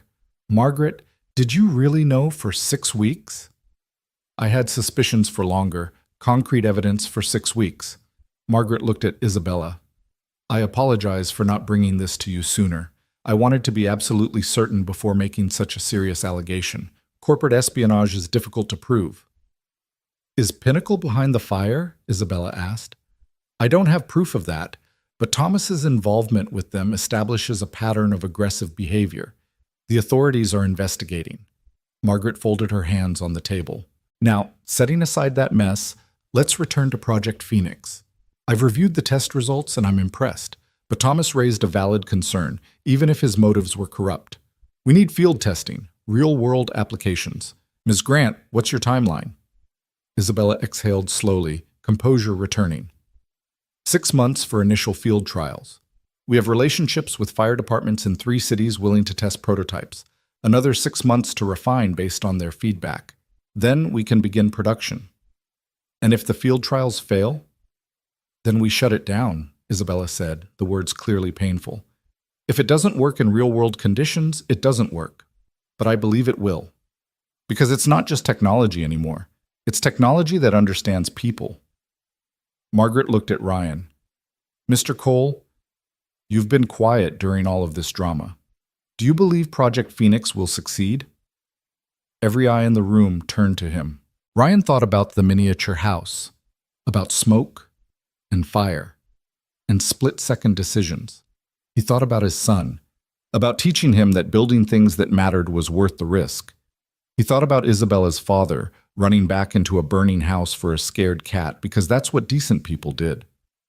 Yes, he said simply, because it's not about perfect technology. It's about giving people like firefighters and fathers the best chance to do their jobs and come home alive. That's worth 6 months of field testing. That's worth the risk. Patricia smiled. Well said. I vote we approve the field testing phase, 6 months, with monthly progress reports. If results are promising, we move to production. If not, we shut down the project with no recriminations. One by one, the other board members voted. The two loyal to Isabella voted yes immediately. The undecided board members looked at each other, then both voted yes. With Barrows gone, the vote was unanimous. Margaret stood, signaling the meeting's end. Ms. Grant, you have your 6 months. Don't waste them. Mr. Cole, it was interesting to meet you. Perhaps there's something to this idea of bringing fresh eyes to old problems. As the board filed out, Isabella sagged slightly, the adrenaline draining. We did it. You did it, Ryan corrected. I just sat there looking confused. You gave them something to believe in. That's more than data and projections. That's hope. She looked at him with an expression he couldn't quite read. Thank you, Ryan. Again. They left the boardroom together, walking through the executive floor where assistants pretended not to stare. In the elevator, finally alone, Isabella leaned against the wall and closed her eyes. I thought I was going to lose everything today, she admitted quietly. The company, Phoenix, all of it, and then Margaret exposed Barrows, and suddenly I have 6 months to prove this works. You'll prove it. We'll prove it, she corrected, opening her eyes. You're part of this now, for better or worse. The elevator doors opened onto the lobby. Outside, the city continued its normal rhythm. People walking, cars passing, life happening everywhere. Ryan thought about his own small life, his house on Maple Street, his job at the auto shop. All of it waiting for him, unchanged. Except he had changed, and he couldn't go back to pretending he hadn't. Isabella, he said as they reached the exit. That night in the fire, when you woke up on the lawn, what did you say? I saw your lips move, but I couldn't hear you. She stopped, her hand on the door. For a moment, she didn't answer. Then, so quietly he almost didn't hear. I said, please don't let me have survived this for nothing. I thought I was dying, and all I could think was that my father had died saving me, and if I died now, his sacrifice would have been meaningless. But then I realized I wasn't dying. You'd saved me, and I had to figure out what to do with this second chance. Have you figured it out? I'm starting to. She looked at him with those intelligent, haunted eyes. I think maybe it's this, building something that saves lives, working with someone who reminds me why it matters, actually living instead of just surviving. They walked out into the afternoon sun, and Ryan felt the weight of everything that had happened settle on his shoulders. The fire, the rescue, the threats, the board meeting. All of it had led here, to this moment, standing outside a building where decisions worth millions of dollars were made every day. His phone rang. Torres. From the house. Ryan, it's Liam. He's fine. Don't panic, but he's asking for you. He had a nightmare about the fire, woke up scared. I think he needs his dad. Ryan's heart clenched. I'm coming. 20 minutes. He hung up and turned to Isabella. I have to go. Liam needs me. Of course. Go. She touched his arm briefly. Ryan, what you said in there about being a dad first, that's why this is going to work. Because you never forget what actually matters. Torres was waiting with the car. During the drive back to the house, Ryan thought about Liam scared and asking for him, about being the kind of father who came when called, who made his son feel safe even when the world was dangerous and confusing. That mattered more than board meetings or billion-dollar projects or any of it, but maybe, just maybe, he could do both. Maybe he could be a good father and also build something meaningful. Maybe those things weren't contradictory. Maybe they were the same thing looked at from different angles. At the house, he found Liam curled up on the couch, pale and shaky. Ryan sat beside him and pulled him close, feeling the small body press against his side, seeking comfort and safety. "Tell me about the nightmare," Ryan said softly. "You were in the fire again. But this time you didn't come out. I kept waiting and waiting, but you never came out." Liam's voice was small, scared. "And I was alone." Ryan held him tighter. "I did come out, buddy. I came out and I'm right here. You're not alone. But what if next time you don't? What if you help that lady with her project and something bad happens? What if Mr. Hoffman comes back?" These were reasonable fears, rational fears. Ryan couldn't promise nothing bad would happen. He couldn't guarantee absolute safety. Life didn't work that way, as Sarah's sudden death had proven. "I can't promise nothing bad will ever happen," Ryan said honestly. "But I can promise that I will always do everything in my power to come home to you. And I can promise that what I'm doing with Isabella matters. We're building something that will help protect people, help make sure other dads make it home to their kids. Doesn't that seem worth it?" Liam thought about this, his child's mind wrestling with complex ideas. "Is that why you went into the fire? To make sure other people's dads come home?" "No, I went into the fire because someone needed help, and I could give it. But now with Phoenix, we can help even more people. We can make the tools that keep firefighters and families safe. That's a different kind of helping, but it's just as important." "Okay," Liam said finally.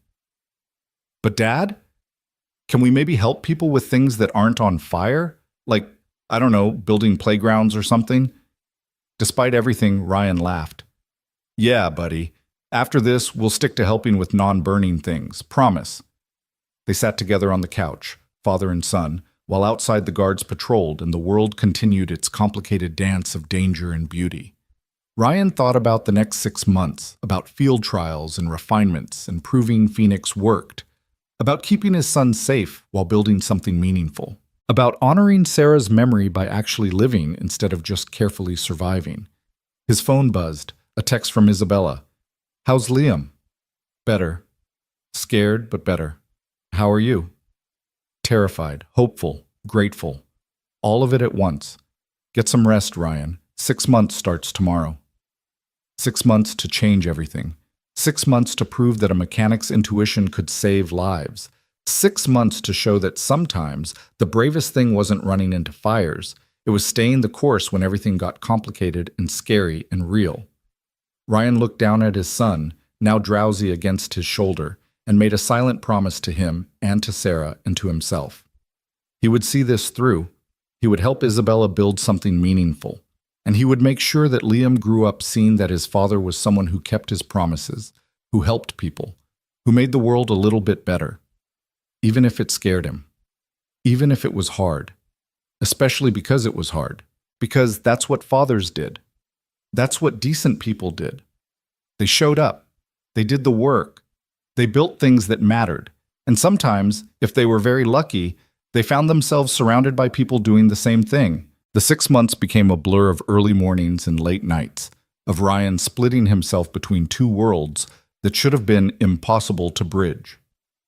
3 days a week, he worked at Grant Dynamics, sitting in on engineering meetings where people threw around terms like thermal imaging arrays and predictive algorithm modeling, while he tried to translate everything back into human terms. The other days, he returned to Martinez Auto Shop, his hands remembering the familiar weight of wrenches and the smell of engine oil, keeping himself grounded in the life he'd built before everything changed. Liam adapted with the resilience of children. They'd moved back to the house on Maple Street after 2 weeks, once the police confirmed that Barrows had been working alone and Pinnacle had backed off after the exposure. But things were different now. Security cameras watched their street. Torres still checked in daily. And sometimes Ryan would catch his son watching him with an expression that was too old, too knowing, the look of a child who'd learned that safety was always conditional. It was December now, 3 months into the field trials, and the results were better than anyone had dared hope. The fire departments in Chicago, Seattle, and Austin had installed Phoenix prototypes in select residential areas, neighborhoods that had high fire rates but couldn't afford the luxury fire suppression systems that protected wealthy districts. The data coming back was remarkable. Response times averaging 4.2 seconds. 0 deaths in homes with the system installed, a 94% reduction in property damage from fires that did occur. But the real stories were in the details, in the lives that showed up as statistics in Dr. Kim's reports. Like the family in Chicago's South Side, a mother, 3 kids, and an elderly grandmother who'd survived a space heater fire at 2 a.m. because Phoenix had detected the smoke before they'd even smelled it, had guided them out with sequential lighting, had contained the blaze to a single room. Or the veteran in Seattle who'd fallen asleep smoking, whose life was saved by the system's ability to differentiate between cigarette smoke and mattress fire, responding with enough force to suppress the flames, but gentle enough not to traumatize someone already struggling with PTSD. Ryan had read every incident report, had memorized the names and stories. They weren't just data points to him.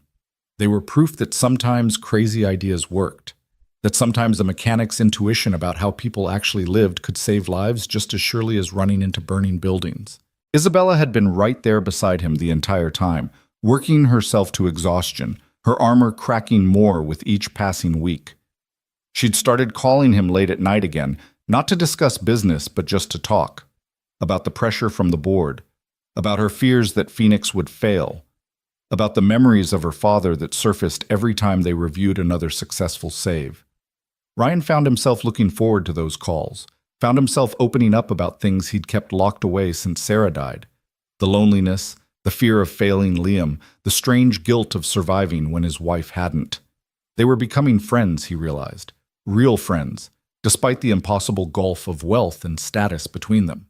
And maybe something more than friends, though neither of them had acknowledged it, as if speaking it aloud would shatter whatever delicate thing was building between them. It was a Tuesday evening, bitter cold with snow threatening, when everything shifted again. Ryan was at the facility, watching Dr. Kim run simulations for a presentation to the board scheduled for next week, when Isabella's assistant Sarah Chen appeared at the lab door, her usually composed face tight with worry. "Ryan? Isabella needs you in her office, now." The urgency in her voice sent Ryan's heart racing. He followed her through the building to the executive floor to Isabella's office, a space he'd only been in once, surprised by how modest it was compared to what he'd expected. No ostentatious displays of wealth, just clean lines and family photos and a worn leather chair that had clearly been her father's. Isabella stood at the window overlooking the city, her posture rigid. When she turned, Ryan saw something in her face that scared him more than Hoffman's threats had.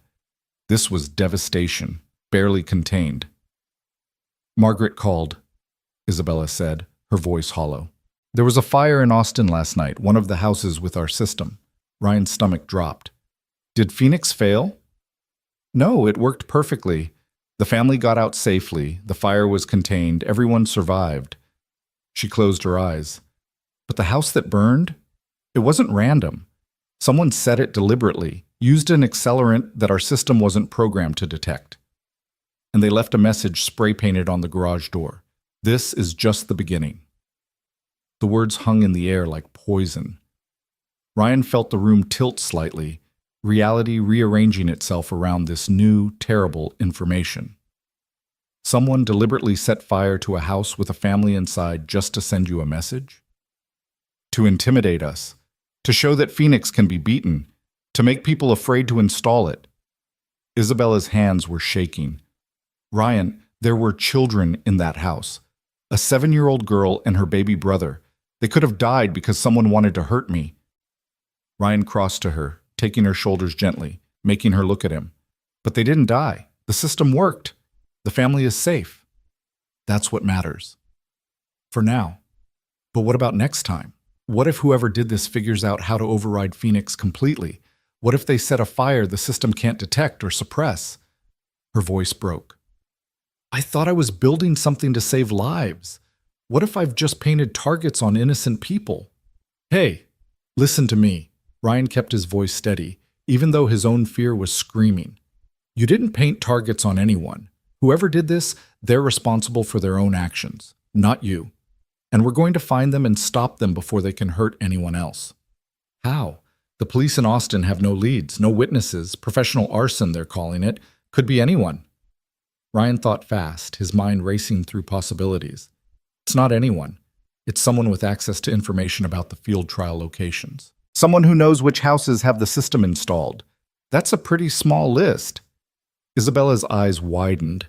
The field trial data is confidential. Only people inside Grant Dynamics or the participating fire departments should have that information. And Barrows is in jail awaiting trial, so either he leaked it before he was arrested, or there's someone else inside your company working against you. The implications settled over them like a weight. Isabella pulled away, pacing to her desk, her CEO mind already working through the problem. I need to call Margaret. We'll audit everyone with access to the field trial data. Internal investigation, full security review. If there's another leak, we'll find it. And in the meantime? In the meantime, we increase security at all the field trial locations. I'll hire private protection for the families, coordinate with local police. Whatever it takes to keep people safe. She looked at Ryan, vulnerability showing through the cracks in her armor. I can't let anyone else get hurt because of me. I can't, Ryan.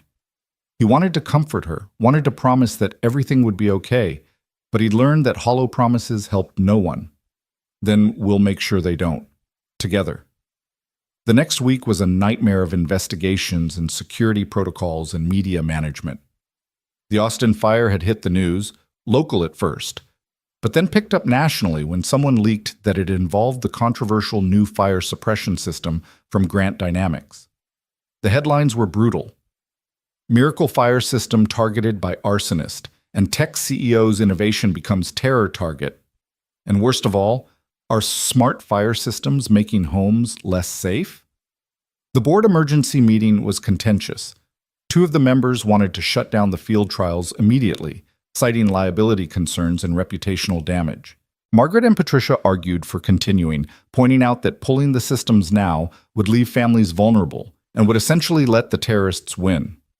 Ryan sat quietly, watching Isabella hold her ground against people who commanded billions, watched her refuse to back down even as the pressure mounted. We don't even know who did this, one board member argued. It could be Pinnacle, it could be a competitor, it could be some anti-technology extremist. Until we know, we're exposing both the company and innocent families to danger. So we should abandon the families who are relying on Phoenix? Isabella's voice was ice. Explain to them that we're removing their protection because protecting them became inconvenient for our liability insurance. That's not fair. Nothing about this is fair, Isabella cut him off. But we have an obligation to the people we convinced to trust us. We told them Phoenix would keep them safe. I'm not pulling it now because someone made a threat. That's exactly what they want. For us to fail, for fear to win. Margaret intervened before the argument could escalate further. We'll vote. All in favor of continuing the field trials with enhanced security measures? The vote split 4-3 in favor of continuing. It was enough, barely.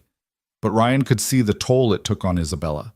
The knowledge that half her board had been willing to abandon the project, that she'd won by the narrowest possible margin. After the meeting, Isabella disappeared into her office and didn't come out for hours. Ryan waited, unsure if he should leave or stay, finally deciding to just sit in the hallway outside like some kind of guard. When she finally emerged near midnight, her eyes were red and her carefully maintained composure had shattered completely. Come on, Ryan said gently. I'm driving you home. I should stay. There's work. The work will be there tomorrow. You need sleep. She didn't argue, just followed him to his truck. The modest, slightly beat-up vehicle looking absurd in the executive parking garage surrounded by luxury cars. But she climbed in without comment, sinking into the passenger seat with exhaustion that went beyond physical. They drove in silence through the city, past the late-night diners and closed shops, past the neighborhoods where families slept peacefully, unaware of the corporate battles being fought over their safety. Finally, Isabella spoke. My father used to say that doing the right thing never feels the way you expect it to. That it's not heroic or satisfying. It's just hard and scary and you do it anyway because the alternative is worse. She looked out the window. I never really understood what he meant until now. I thought building Phoenix would feel noble. Instead, it just feels terrifying. That's how I felt running into that fire, Ryan admitted. Everyone called me a hero after, but in the moment, I was just absolutely, completely terrified. Thought I was going to die. Thought I was going to leave Liam alone. but I couldn't live with myself if I didn't try. Do you regret it? Knowing everything that's happened since? Ryan thought about the question seriously. The burns that had taken weeks to heal, the threats from Hoffman, the late nights and stress and fear for Liam's safety, the way his simple life had become infinitely more complicated. No, he said finally, because on the other side of all that fear and complication, there's you, there's Phoenix, there's families in Chicago and Seattle and Austin who are alive because we didn't give up. That's worth being scared for. Isabella turned to look at him, really look at him, and Ryan felt something shift in the air between them. How do you do that? Stay so certain when everything's falling apart. I'm not certain. I'm terrified most of the time. But I've got Liam watching me, learning how to be a man from what I do, so I can't fall apart.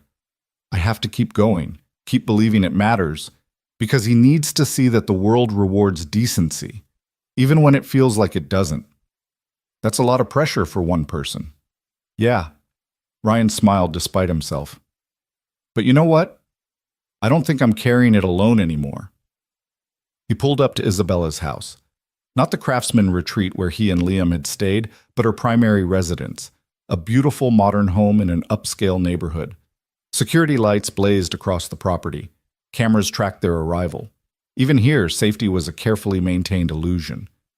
Isabella didn't immediately get out. She sat with her hand on the door handle, not moving, clearly working through something in her mind. Finally, would you like to come in? Just for a minute? I know it's late, but I don't want to be alone right now. The vulnerability in her voice made Ryan's chest ache. Sure. Let me text Mrs. Chen. Let her know I'll be a little later. Isabella's house was as beautiful inside as out, all clean lines and warm wood and art that probably cost more than Ryan's entire house. But there were personal touches too, photos of her father in his firefighter gear, a worn baseball glove in a display case, books piled on every surface, half read and clearly loved. Coffee, Isabella offered, already moving to the kitchen. Or something stronger? Coffee's good. She made it with the kind of precise, practiced movements of someone who did this every night, who found comfort in the ritual. They sat at her kitchen island, expensive cups of excellent coffee between them, the silence comfortable now instead of awkward. Can I ask you something personal? Isabella said after a while. Sure. Your wife, Sarah. How did you know it was okay to let someone else in after she died? How did you know you weren't betraying her memory? The question caught Ryan off guard. He thought about it carefully, wanting to give her an honest answer. I don't know that I did know. For a long time, I was just surviving, getting through each day for Liam, not really living. And then I met you, and suddenly I was doing more than surviving. I was building something, believing in something, feeling things I hadn't felt in years. And I realized that Sarah would be angry if I spent the rest of my life in that grief prison.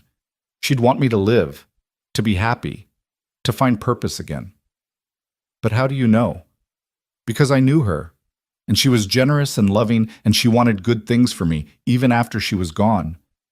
Ryan met Isabella's eyes. Your father ran back into a burning building for a cat.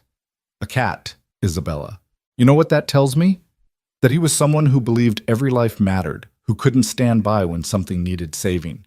Do you really think someone like that would want you to spend your whole life alone, afraid to let anyone close because you might lose them too? Tears spilled down her cheeks, the first time Ryan had seen her really cry. I've been so alone. Building the company, fighting the board, trying to prove I was worthy of his sacrifice. And I thought that's what I was supposed to do. Be strong, be invincible, never need anyone. But I'm so tired, Ryan. I'm so tired of being alone. Ryan moved around the island, wrapping her in a careful hug, feeling her shake with sobs she'd probably been holding back for years. He didn't say anything, just held her, let her cry out the fear and loneliness and pressure that had been building since that night in the fire. When she finally pulled back, wiping her eyes, she laughed shakily. I'm sorry. That was completely unprofessional. Good thing we're not at the office then. She smiled, a real smile that reached her eyes. Thank you for being here, for not running away when things got complicated and dangerous, for reminding me why any of this matters. Isabella, I know. I know this is complicated. You're technically a consultant for my company. There are power dynamics and professional ethics and 1,000 reasons why this, she gestured between them, shouldn't happen. But I need you to know that I care about you, as more than a colleague, as more than the man who saved my life, as Ryan, as yourself. Ryan's heart hammered in his chest. He thought about Liam, about what it would mean to bring someone new into their lives. He thought about the danger that still surrounded them, the investigations ongoing, the unknown arsonist still out there. He thought about all the very reasonable reasons to keep this professional, to maintain boundaries, to not complicate things further. Then he thought about Sarah, about the way she'd lived fully and loved fearlessly and never let fear stop her from reaching for what she wanted. I care about you too, he said quietly. And yeah, it's complicated, but I'm starting to think complicated is just how my life works now. Isabella laughed, the sound bright and unexpected in the late-night kitchen. So what do we do about it? I guess we take it slow, figure it out as we go. No rush, no pressure, just see what happens. Ryan smiled. Though I should probably warn you, I'm a package deal. Liam comes with me and he's got opinions about everything. I like Liam. He's smart and funny and he's got the best dad in the world. Careful, that kind of talk will give me a big head. Good, you could use a little ego. You're too humble for your own good. They talked for another hour, the conversation wandering from serious to silly and back again. Isabella told him about growing up with her father, about the pressure of building Grant Dynamics, about the loneliness of being at the top with no one to share it with. Ryan told her about Sarah's death, about the early days of single fatherhood when he'd barely kept his head above water, about the strange guilt of surviving when someone you loved didn't. It was nearly 3 a.m. when Ryan finally left, driving home through empty streets, his mind buzzing with everything that had happened. He felt lighter somehow, as if acknowledging what was growing between him and Isabella had lifted a weight he hadn't realized he was carrying. At home, Mrs. Chen was asleep on the couch, waking immediately when he came in. Everything okay? Yeah. Better than okay, actually. Ryan helped her gather her things. Sorry it's so late. Romance takes time, she said with a knowing smile. That woman is good for you, makes you remember you're more than just Liam's father. How did you? I have eyes, Ryan, and I've known you for 8 years. I see how you look at her. Mrs. Chen patted his cheek affectionately. Your Sarah would approve. That girl needs someone who sees her as a person, not a bank account. You're good for each other. After she left, Ryan checked on Liam, fast asleep, looking young and peaceful in the glow of his nightlight before collapsing into his own bed. His phone buzzed with a text from Isabella. Thank you for tonight, for everything. Sleep well.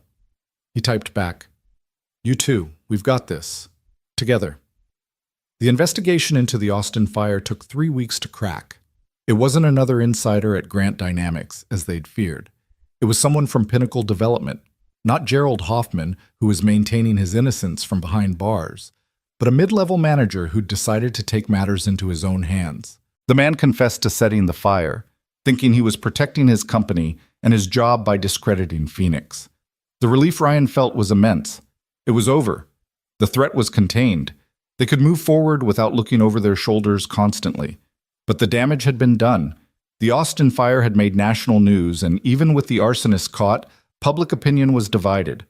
Some people saw Phoenix as a miracle technology worth investing in. Others saw it as a target, something that made homes less safe rather than more. The board was nervous. Investors were asking questions. Everything they'd built over 6 months was hanging by a thread. The final presentation to the board was scheduled for a cold January afternoon, 6 months to the day after they'd gotten approval for the field trials. This time, Ryan wasn't just observing. He was presenting alongside Isabella and Dr. Kim, showing the board not just data, but stories, the faces and names of people who were alive because Phoenix had worked. The boardroom was packed. All 7 members were there, plus investors, plus media representatives who'd been invited to witness what Isabella had promised would be a major announcement. Ryan's hands shook as he stood at the podium, looking out at all these powerful people whose decisions would determine whether their work had mattered. My name is Ryan Cole, he began, his voice steadier than he felt. 6 months ago, I was just a mechanic who happened to pull someone from a fire. I didn't know anything about advanced technology or corporate strategy.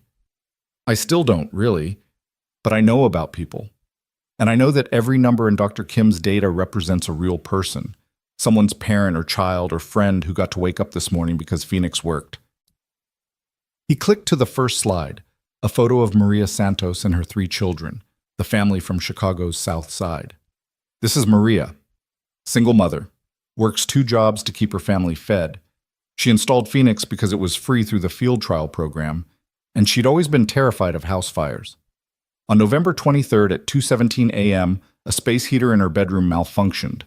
Phoenix detected the smoke formation before it was visible, activated the alarm, and guided her family out using sequential lighting. The fire suppressed before it could spread beyond one room. Without Phoenix, the fire department estimates they would have had maybe 2 minutes to evacuate before the smoke became lethal. Maria told me that Phoenix gave her family a future. That's not just data, that's everything. He went through 5 more stories: the veteran in Seattle, an elderly couple in Austin, a family with a disabled child in Chicago.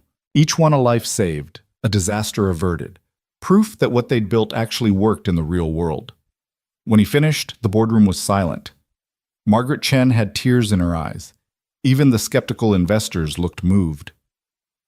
Isabella stood, taking her place at the podium. 6 months ago, you gave me a chance to prove that Project Phoenix was more than just expensive idealism. Today, I can tell you that it works. 94% reduction in fire deaths in homes where it's installed. 97% reduction in property damage. Response times that beat every competing system on the market. And most importantly, real human beings who are alive because we didn't give up. She clicked to a new slide, a production timeline and pricing structure. We're ready to move to full-scale production. We have manufacturing partners lined up, distribution agreements with major home builders, and interest from insurance companies willing to subsidize installation costs. But more than that, we have something no other company can offer. We have technology that thinks about people first, that was built by a team that includes mechanics and engineers and everyone in between. We have technology with a soul. Patricia Okonkwo raised her hand. Ms. Grant, the arson incident in Austin, how do we address concerns that Phoenix makes homes targets? By being honest, Isabella said firmly. Yes, someone tried to discredit our system. And yes, Phoenix couldn't detect a sophisticated accelerant it hadn't been programmed to recognize. But the system still worked, the family still survived, and we've now updated the detection algorithms to recognize that accelerant and hundreds of others. We made Phoenix stronger because someone tried to break it. That's how innovation works, not in laboratories, but in the real world where things go wrong and we adapt. The board members exchanged glances. Margaret stood. I've seen enough. All in favor of moving Project Phoenix to full production? 7 hands raised. Unanimous. The room erupted in applause. Investors were already pulling out phones, making calls. Media representatives were typing furiously, and Isabella just stood there looking stunned, as if she'd expected failure right up until the moment of success. Ryan caught her eye across the room and smiled. They'd done it. Against corporate sabotage and arson and doubt and fear, they'd actually done it. After the presentation, after the congratulations and the media interviews and the celebration champagne, Isabella found Ryan in the hallway outside the boardroom. Without a word, she hugged him, fierce and grateful and joyful. We did it, she whispered. Ryan, we actually did it. You did it. I just asked stupid questions. You did so much more than that. She pulled back, looking at him with an expression that made his heart race. You gave me a reason to keep fighting. You reminded me what it was all for. You saved my life twice, once in that fire, and once by showing me how to live again. Around them, people were celebrating, but Ryan barely noticed. It was just him and Isabella standing in a hallway in a building where they'd spent 6 months building something impossible, looking at each other and seeing possibility. So what happens now? Ryan asked. Now we go into production. We hire more staff, we change building codes and insurance policies, and make Phoenix standard in every new home in America. Isabella smiled. And maybe, if you're interested, you could come work for me full-time. Not as a consultant, as a partner. Vice President of Human-Centered Design, or whatever title you want. Ryan laughed. That's quite a promotion from auto mechanic. You're not just an auto mechanic. You're someone who understands how technology needs to serve people, not the other way around. I need that perspective in my company. I need you. Can I think about it? Talk to Liam? Of course. Take all the time you need. Isabella squeezed his hand. But Ryan, however you answer, I hope you know that us working together, building something meaningful, it's been one of the best things in my life. Thank you. That night, Ryan sat with Liam at their kitchen table, eating pizza and trying to figure out how to explain that their lives were about to change again. So Isabella wants you to work for her all the time? Liam asked around a mouthful of pepperoni. Yeah, big job, good money, important work. Would we have to move? No, we'd stay right here. I'd just go to her office instead of the auto shop. Liam considered this seriously. Would you be happy? The question startled Ryan. What do you mean? You always look happy when you talk about Phoenix, about the people you're helping. You never look that happy fixing cars. Liam met his father's eyes. Mom always said you should do work that makes you excited to wake up in the morning. Does Phoenix do that? Ryan felt his throat tighten with emotion. 8 years old, and his son was already wiser than most adults. Yeah, buddy, it does. Then you should do it. Take the job. Help Isabella save more people. Liam grinned. Plus, she's pretty, and she likes you. And you like her. I'm not stupid, Dad. When did you get so smart? I've always been smart. You just don't notice because you're busy being a hero. They laughed together, and Ryan felt something settle in his chest. The certainty that this was the right path, scary and uncertain and completely different from the safe life he'd been building. But right. He called Isabella that night after Liam had gone to bed. I talked to Liam, he said. He thinks I should take the job, says I look happy when I talk about Phoenix. Smart kid. He could hear the smile in her voice. So is that a yes? That's a yes, on one condition. Name it. We take this thing between us slow, really slow. Liam's been through a lot, and I won't bring someone into his life unless I'm sure it's serious and lasting. Can you be patient with that? Ryan, I've waited my whole life for someone who sees me as a person instead of a bank account. I can wait a little longer to do things right. She paused. But just so we're clear, I'm very serious about you, about us. I'm not going anywhere. Good. Neither am I. They talked for another hour, making plans for his transition to Grant Dynamics, discussing how to navigate the relationship without making it awkward for the team, dreaming about where Phoenix could go next. It felt natural, comfortable, like something they'd been doing for years instead of months. When Ryan finally hung up and got ready for bed, he caught his reflection in the bathroom mirror. He looked different than he had 6 months ago. Older maybe, but also more alive. There was light in his eyes that had been missing since Sarah died. Purpose. Hope. Future. He thought about that night in October, about seeing flames and making the split-second decision to run toward danger instead of away. About dragging Isabella from the fire and collapsing on the lawn, certain he'd just made a terrible mistake. That choice had changed everything, had brought danger and complication and fear into his carefully controlled life. But it had also brought meaning, purpose, connection, the chance to build something that would save lives for generations. And maybe, just maybe, it had brought love back into his life when he'd thought that door was closed forever. Ryan looked at his scarred hands. The burns mostly healed now, but still visible as pale marks on his skin. Evidence of the price of running into fire. Evidence that some choices left permanent marks. But also evidence that he'd survived. That he'd pulled someone else through hell and come out the other side. That scars were proof of living, not dying. He turned off the light and climbed into bed, his phone showing a final text from Isabella. Thank you for saying yes. To all of it. Ryan smiled in the darkness and typed back, Thank you for giving me something worth saying yes to. Outside, the winter wind rattled the windows. Down the hall, Liam slept peacefully. Somewhere in the city, Isabella was probably still awake, already planning the next phase of Phoenix, the next way to save lives. And in houses across 3 cities, families slept safely under the protection of technology that had been built by people who refused to give up. The fire that had brought them together had burned away everything inessential, leaving only what mattered: connection, purpose, the courage to keep building even when the world tried to tear it down. Ryan closed his eyes and let himself drift toward sleep, no longer afraid of what morning would bring. 6 months ago, he'd been just surviving. Now he was living, really, truly living. And for the first time since Sarah died, that felt like enough. Spring came slowly to the city, winter reluctant to release its grip. But by late March, the trees along Maple Street were beginning to bud, and Ryan found himself noticing the changing seasons in a way he hadn't in years. Life did that. Made you pay attention again, made you see beauty in ordinary things when you'd been sleepwalking through existence for so long. His office at Grant Dynamics was modest by executive standards, but it had a window overlooking the research lab where Dr. Kim's team continued refining Phoenix. Ryan liked watching them work, their intensity, their arguments, their occasional celebrations when a test exceeded expectations.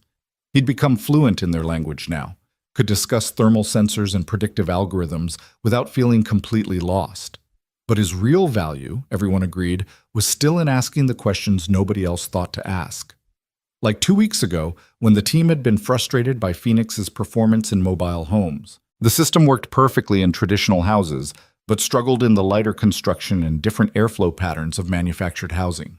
The engineers had spent months trying to adjust the sensors, assuming it was a technical problem. Ryan had spent an afternoon visiting mobile home parks, talking to residents, watching how they actually lived. He'd come back with a simple observation: mobile homes moved. They settled, they shifted with temperature changes. They weren't as structurally rigid as traditional construction. Phoenix was trying to map a static environment that was actually dynamic. Dr. Kim's team had rebuilt their algorithms around that insight. Within a week, they'd solved the problem. Now Phoenix worked just as well in a trailer park as it did in a mansion, which meant they could protect the people who needed it most. The ones who couldn't afford expensive fire suppression systems, who lived in older buildings with outdated wiring and higher fire risk. Isabella had been right. Sometimes the solution wasn't more technology. Sometimes it was just understanding people better. His phone buzzed with a text from her. Board meeting ran late. Still coming to dinner? They'd been doing this for 3 months now. Careful, deliberate dates where they got to know each other without the pressure of work or crisis hanging over them. Movies and restaurants and long walks through the city. Conversations that lasted hours, ranging from silly to profound and back again. And always, they ended the evening with Isabella dropping Ryan at home, no matter how much they both wanted more. Because Liam came first. Because rushing would be a mistake. Because some things were worth doing right, even when it was hard. Ryan texted back, "Already at the restaurant. Liam's with Mrs. Chen. Take your time."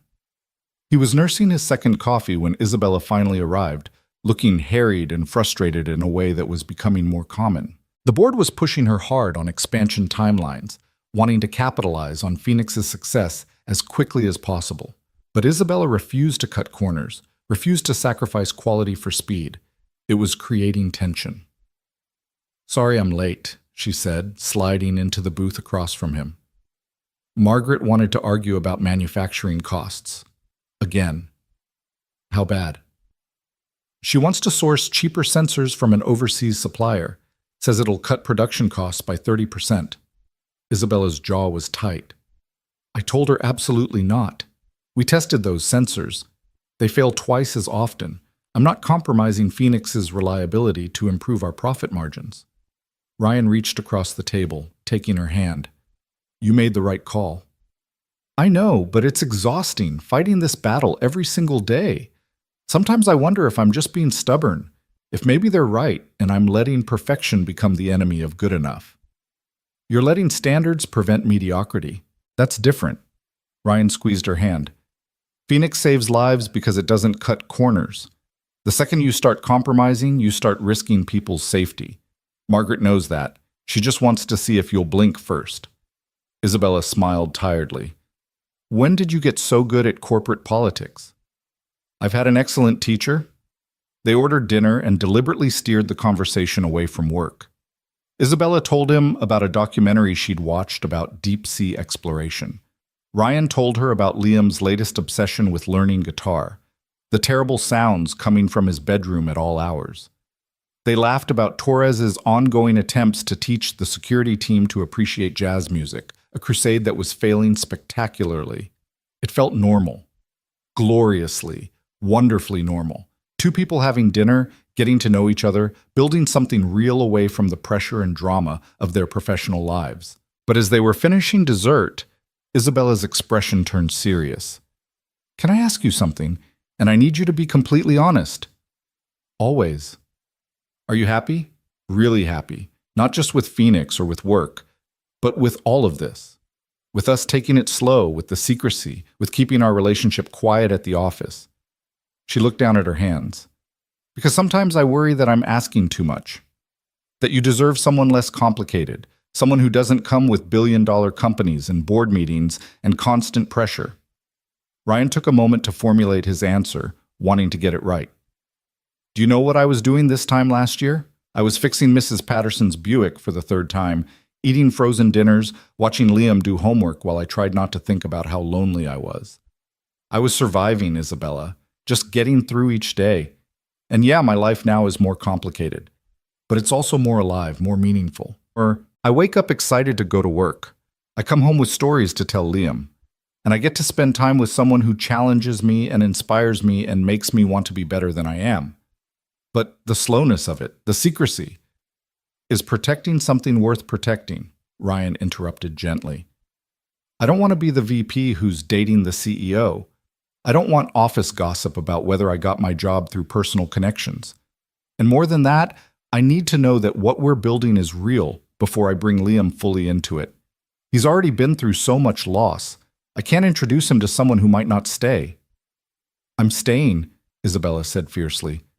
"Ryan, I need you to understand. I'm not going anywhere. This isn't casual for me. This isn't a phase or a distraction. She paused, seeming to gather courage. "You're the first person since my father died who's seen me as just Isabella. Not the CEO, not the billionaire, not the face of Grant Dynamics. Just me, and I love you for that. I'm in love with you." The words hung in the air between them, terrifying and exhilarating. Ryan's heart hammered against his ribs. He'd known, of course, had felt it building between them for months, but hearing it said aloud made it real in a way that was both wonderful and frightening. "I love you too," he said, the words coming easier than he'd expected. "I have for a while. I just didn't want to rush this, didn't want to push too hard too fast. But Isabella, I'm all in.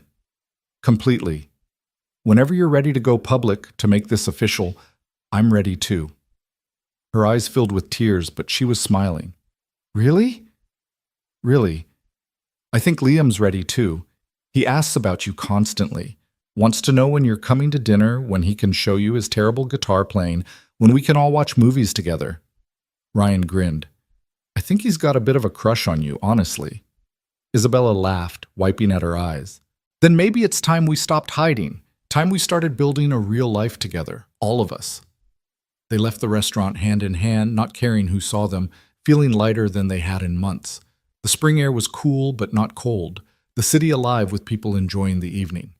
They walked without direction, just enjoying being together without the weight of secrecy. It was Isabella who spotted him first. Gerald Hoffman, standing on the corner with another man, both of them in expensive suits, both of them watching. Isabella's hand tightened in Ryan's, her whole body going tense. "We should go," she said quietly. But Hoffman had already seen them. He crossed the street with deliberate slowness, his companion following. Up close, Ryan could see that jail time hadn't been kind to him. He looked thinner, older, his expensive suit hanging a bit loose. "Ms. Grant," Hoffman said with poisonous politeness. "How nice to see you. I heard Phoenix got board approval. Congratulations." "What do you want, Gerald?" Isabella's voice was ice. "Just to deliver a message. The charges against me were dropped." "Insufficient evidence," the DA said. "Funny how that works when you have good lawyers." Hoffman smiled, showing teeth. "And Pinnacle is still very interested in acquiring Grant Dynamics. In fact, we're more interested than ever now that you've proven the technology works. We're prepared to make a very generous offer. Not interested. You should be, because the alternative is that we develop our own version of Phoenix. We've already filed patents on similar technology. We have engineers who've studied your system extensively. Hoffman's smile widened. Of course, they studied it during the field trials, when your security was so focused on outside threats that you didn't notice the ones already inside. Ryan felt Isabella trembling beside him, rage and fear warring in her. You had someone on the inside the whole time. I had someone very dedicated to Pinnacle's success, and while I was unfortunately detained, they were gathering very useful information. Technical specifications, algorithm details, manufacturing processes, everything we need to build our own system. Hoffman leaned in slightly. So here's your choice, Ms. Grant. Sell to us now at a premium price and walk away wealthy and intact. Or refuse, and watch us release a competing system that does everything Phoenix does, but cheaper and faster. Your board will lose faith, your investors will panic, and you'll lose everything you've built, including your precious company. That's theft, Ryan said, his voice low and dangerous. Industrial espionage. You're admitting to it right now. Am I? I'm simply discussing business possibilities. Hoffman looked at Ryan with contempt. The hero mechanic. Tell me, Mr. Cole, has Ms. Grant told you about the prenuptial agreement her lawyers are drafting? No? How interesting. Almost like she's planning for this relationship to end before it really begins. Ryan felt like he'd been punched. He looked at Isabella, saw the guilt flash across her face before she could hide it. Isabella? It's not... Ryan, it's just standard practice. My lawyers insist... Of course they do, Hoffman interrupted smoothly. Can't have the help thinking they're entitled to the real money. Must keep the class divisions clear. Get the hell away from us, Isabella snarled. Now, before I call the police. For what? Having a conversation on a public street? Hoffman stepped back, hands raised in mock surrender. Think about my offer, Ms. Grant. You have 1 week to decide. Sell to us or watch everything you've built crumble. Your choice. He walked away, his companion following. Ryan and Isabella stood frozen on the sidewalk, the evening that had been so perfect, now shattered into pieces. Ryan, Isabella started. Is it true? About the prenup? My lawyers draft them automatically for anyone I'm in a serious relationship with. It's just to protect the company, to make sure I can't take your money if things go wrong, Ryan finished, his voice flat. Jesus, Isabella. Were you ever going to tell me? Yes, of course. But I didn't want to ruin what we have with talk of legal documents, and you didn't trust me enough to be honest. Ryan pulled his hand from hers. You let me fall in love with you while your lawyers were already planning for the divorce. That's not fair. You know that's not what this is. I don't know what this is anymore. Ryan felt anger and hurt and betrayal churning in his chest. I thought we were building something real, something honest, but you were protecting yourself the whole time, making sure the poor mechanic couldn't get his hands on your billions. That is not... Ryan, please. Don't let Hoffman poison this. He's trying to drive us apart, to make you doubt me so he can get what he wants. He doesn't have to make me doubt you. You did that yourself by keeping this secret. Ryan started walking, needing distance, needing to think. I need some time. I need to figure out if this is real or if I'm just another business decision you're protecting yourself from. Ryan, wait. But he was already walking away, ignoring her calls, his mind spinning with hurt and confusion and anger. He'd thought they were past this, past the wealth gap, past the power dynamics, past all the complications that made their relationship difficult. He'd thought they were just Ryan and Isabella, two people building something real. But maybe Hoffman was right. Maybe he'd been naive to think a billionaire CEO could really see him as an equal. Maybe the prenup wasn't just legal protection. Maybe it was proof that Isabella had never really believed this would last. Ryan walked for hours, eventually ending up back at his house. Mrs. Chen was waiting on the porch, concern on her weathered face. Liam's asleep. But Ryan, what happened? You look like someone died. Just realized I've been an idiot, Ryan said, trying for a smile and failing. Thanks for watching him. After Mrs. Chen left, Ryan sat in the dark living room, phone in hand, staring at the texts from Isabella that kept arriving, each one more desperate than the last, trying to explain, trying to make him understand. But all he could think about was Hoffman's smug smile, his contempt, his certainty that Ryan would never really belong in Isabella's world. He fell asleep on the couch and woke to Liam shaking him, concerned. "Dad, are you okay? You're still wearing your clothes from yesterday." "Yeah, buddy, just a rough night." Ryan sat up, every muscle aching. "What time is it?" 8:30, and there's a lady at the door. The security lady, Torres. Ryan opened the door to find Torres looking grim. "Ryan, there's a situation at the facility. Isabella needs you there immediately. I'm not sure It's not about your relationship drama, it's about Phoenix." Torres's expression was deadly serious. "Someone broke into the lab last night, stole the prototype units and all the backup data. Everything's gone." The words took a moment to register. Then Ryan was moving, grabbing his keys, telling Liam to stay with Mrs. Chen, following Torres to the car. During the drive to Grant Dynamics, she filled him in. The break-in had been professional, sophisticated. They'd bypassed security, knew exactly where to find the prototypes, had wiped the servers clean. Everything Phoenix had become, everything they'd built, gone in a single night. Isabella was in the lab when Ryan arrived, surrounded by police and security personnel. She looked like she hadn't slept, her clothes rumpled, her face pale with exhaustion and fear. When she saw Ryan, relief flooded her expression. "Thank God. I thought you wouldn't come." "What happened?" Dr. Kim stepped forward, his face haggard. "They took everything. 3 prototype units, all our backup drives, even the paper documentation. And they corrupted our cloud backups, some kind of sophisticated malware that we didn't catch until it was too late. We have nothing, Ryan. 6 months of work, just gone." "Hoffman," Isabella said flatly. "He said we had a week to decide. This is him showing us what happens if we refuse to sell." Margaret Chen arrived with 2 other board members, all of them looking grim. "How bad is it?" "Complete loss," Isabella said, her voice eerily calm. "We can rebuild from the original algorithms, but it'll take months, maybe a year. And without the field trial data, we'll have to start testing from scratch. Phoenix is dead, Margaret. We've lost."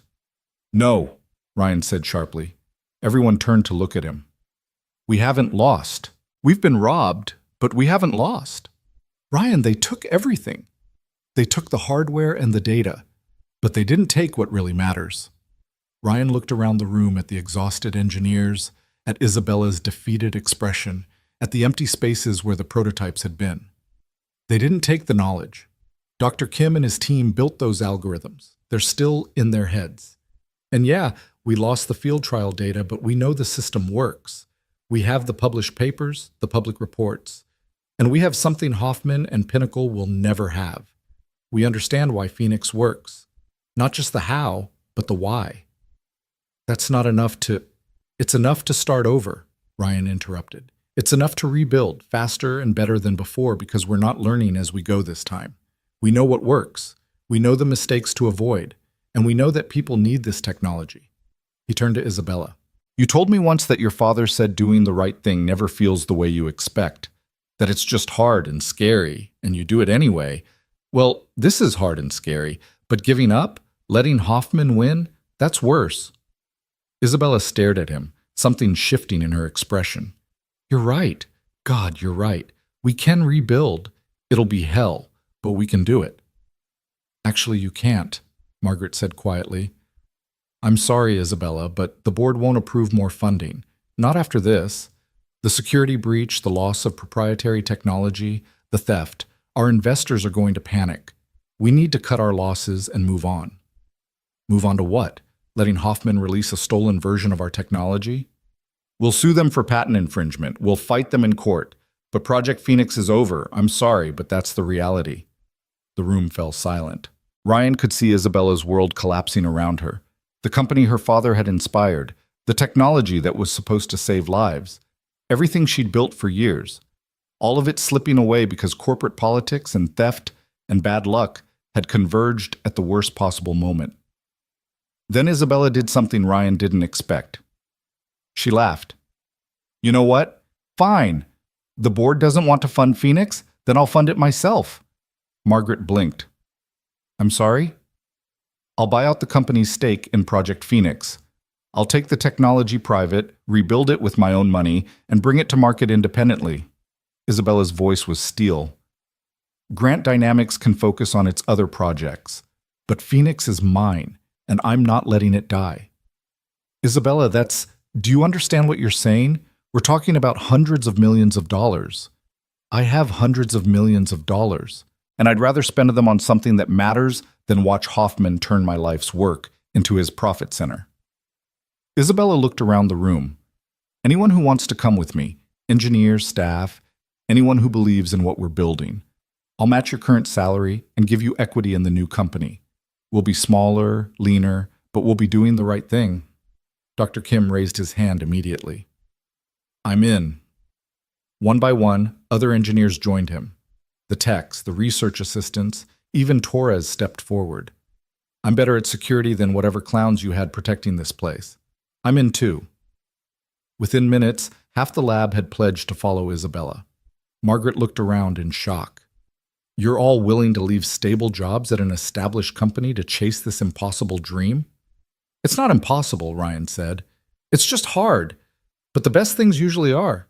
Margaret sighed, rubbing her temples. Then I guess I'll have to come too. Someone needs to keep you from making completely reckless financial decisions. Isabella's eyes widened. Margaret, you're on the board of Grant Dynamics, and I'm 73 years old with more money than I know what to do with. I've been looking for something meaningful to do with my remaining years. Margaret smiled. Besides, your father was my friend. I owe it to his memory to help you finish what he started. The mood in the room shifted. What had been defeat transformed into defiant hope. They were going to do this.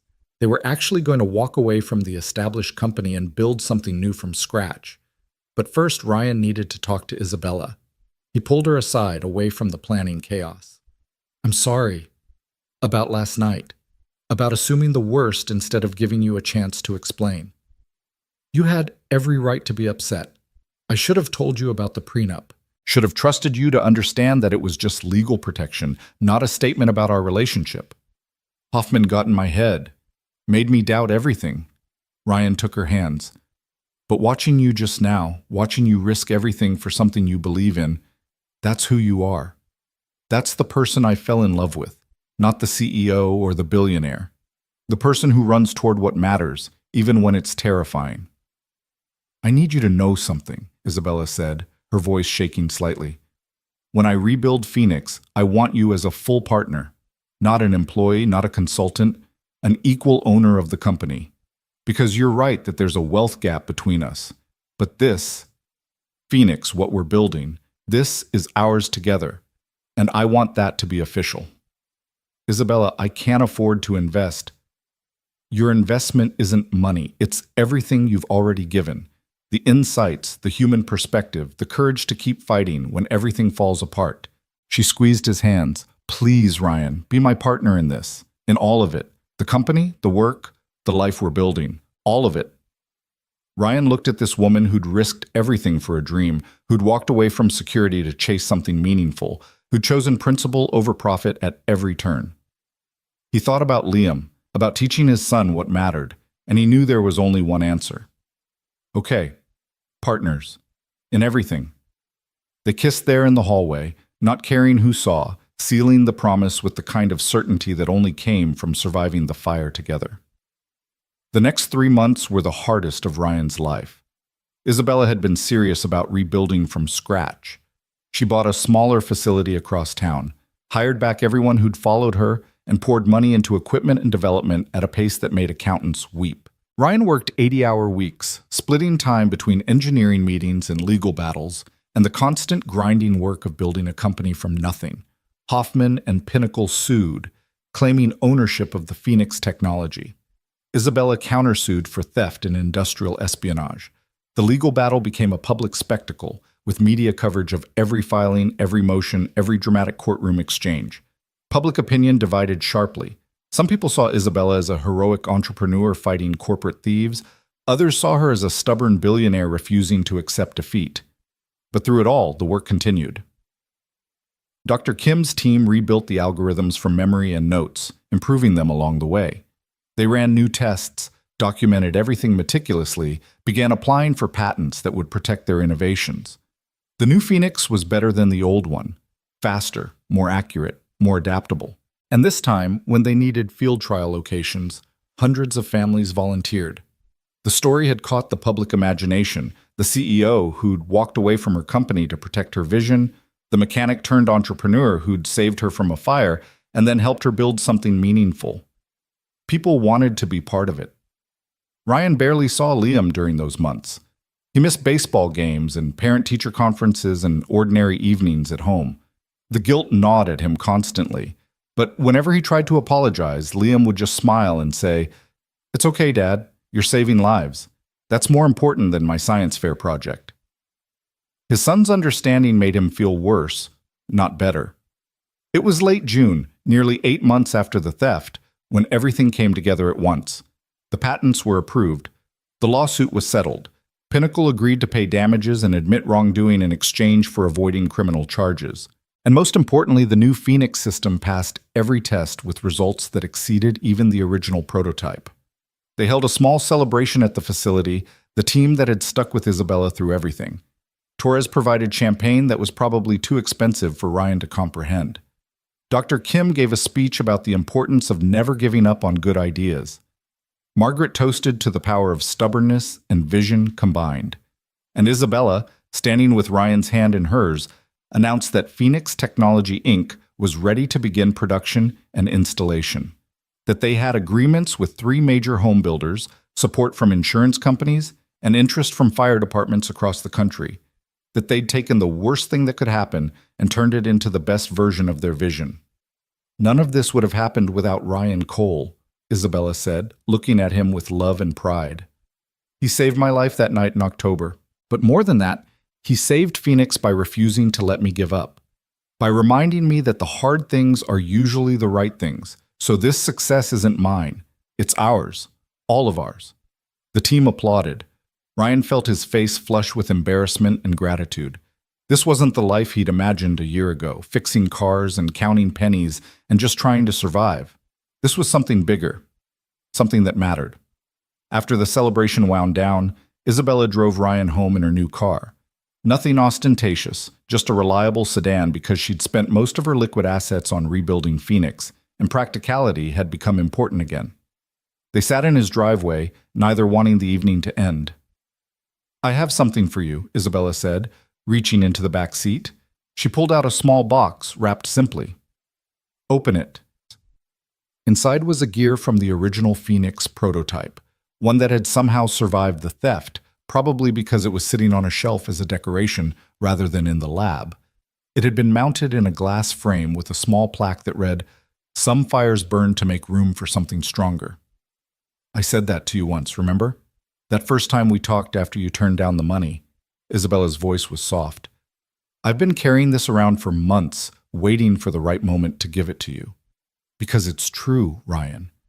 The fire that brought us together, the theft that destroyed everything, all the struggles and fights and obstacles, they burned away everything that didn't matter. And what's left is stronger than what we started with."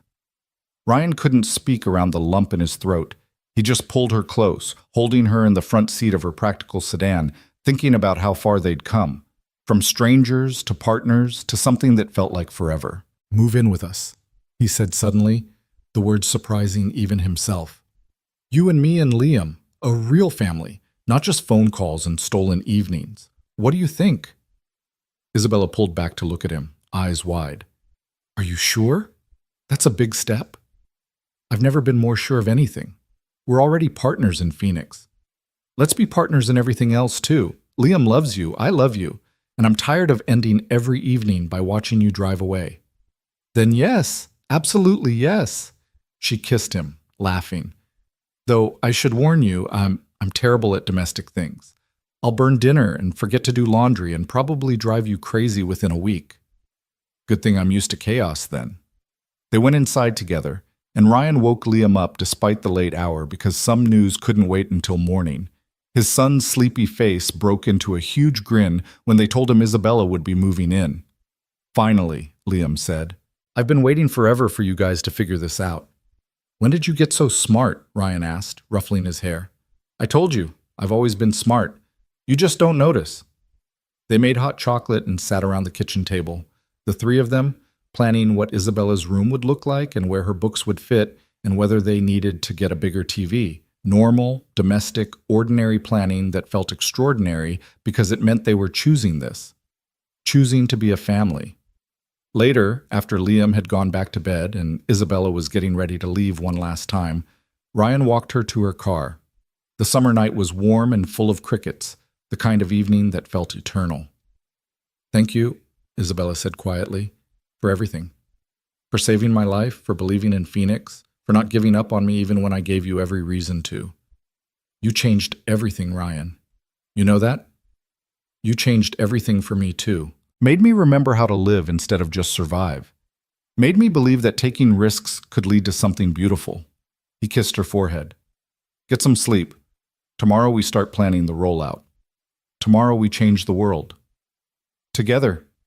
She drove away, but this time Ryan knew it wasn't goodbye. Just good night, because in a few days she'd be back with suitcases and books and all the pieces of her life, fitting them into the spaces in his house and his heart that had been empty for so long. The following weeks were a beautiful chaos of Isabella moving in, of Liam teaching her to play video games, of Ryan teaching her to cook simple meals that didn't end in smoke alarms. They were building a life together, messy and imperfect and absolutely real. Phoenix Technology Inc. officially launched in September, almost a year after Ryan had pulled Isabella from that fire. The response was overwhelming. Home builders wanted the system installed in new construction.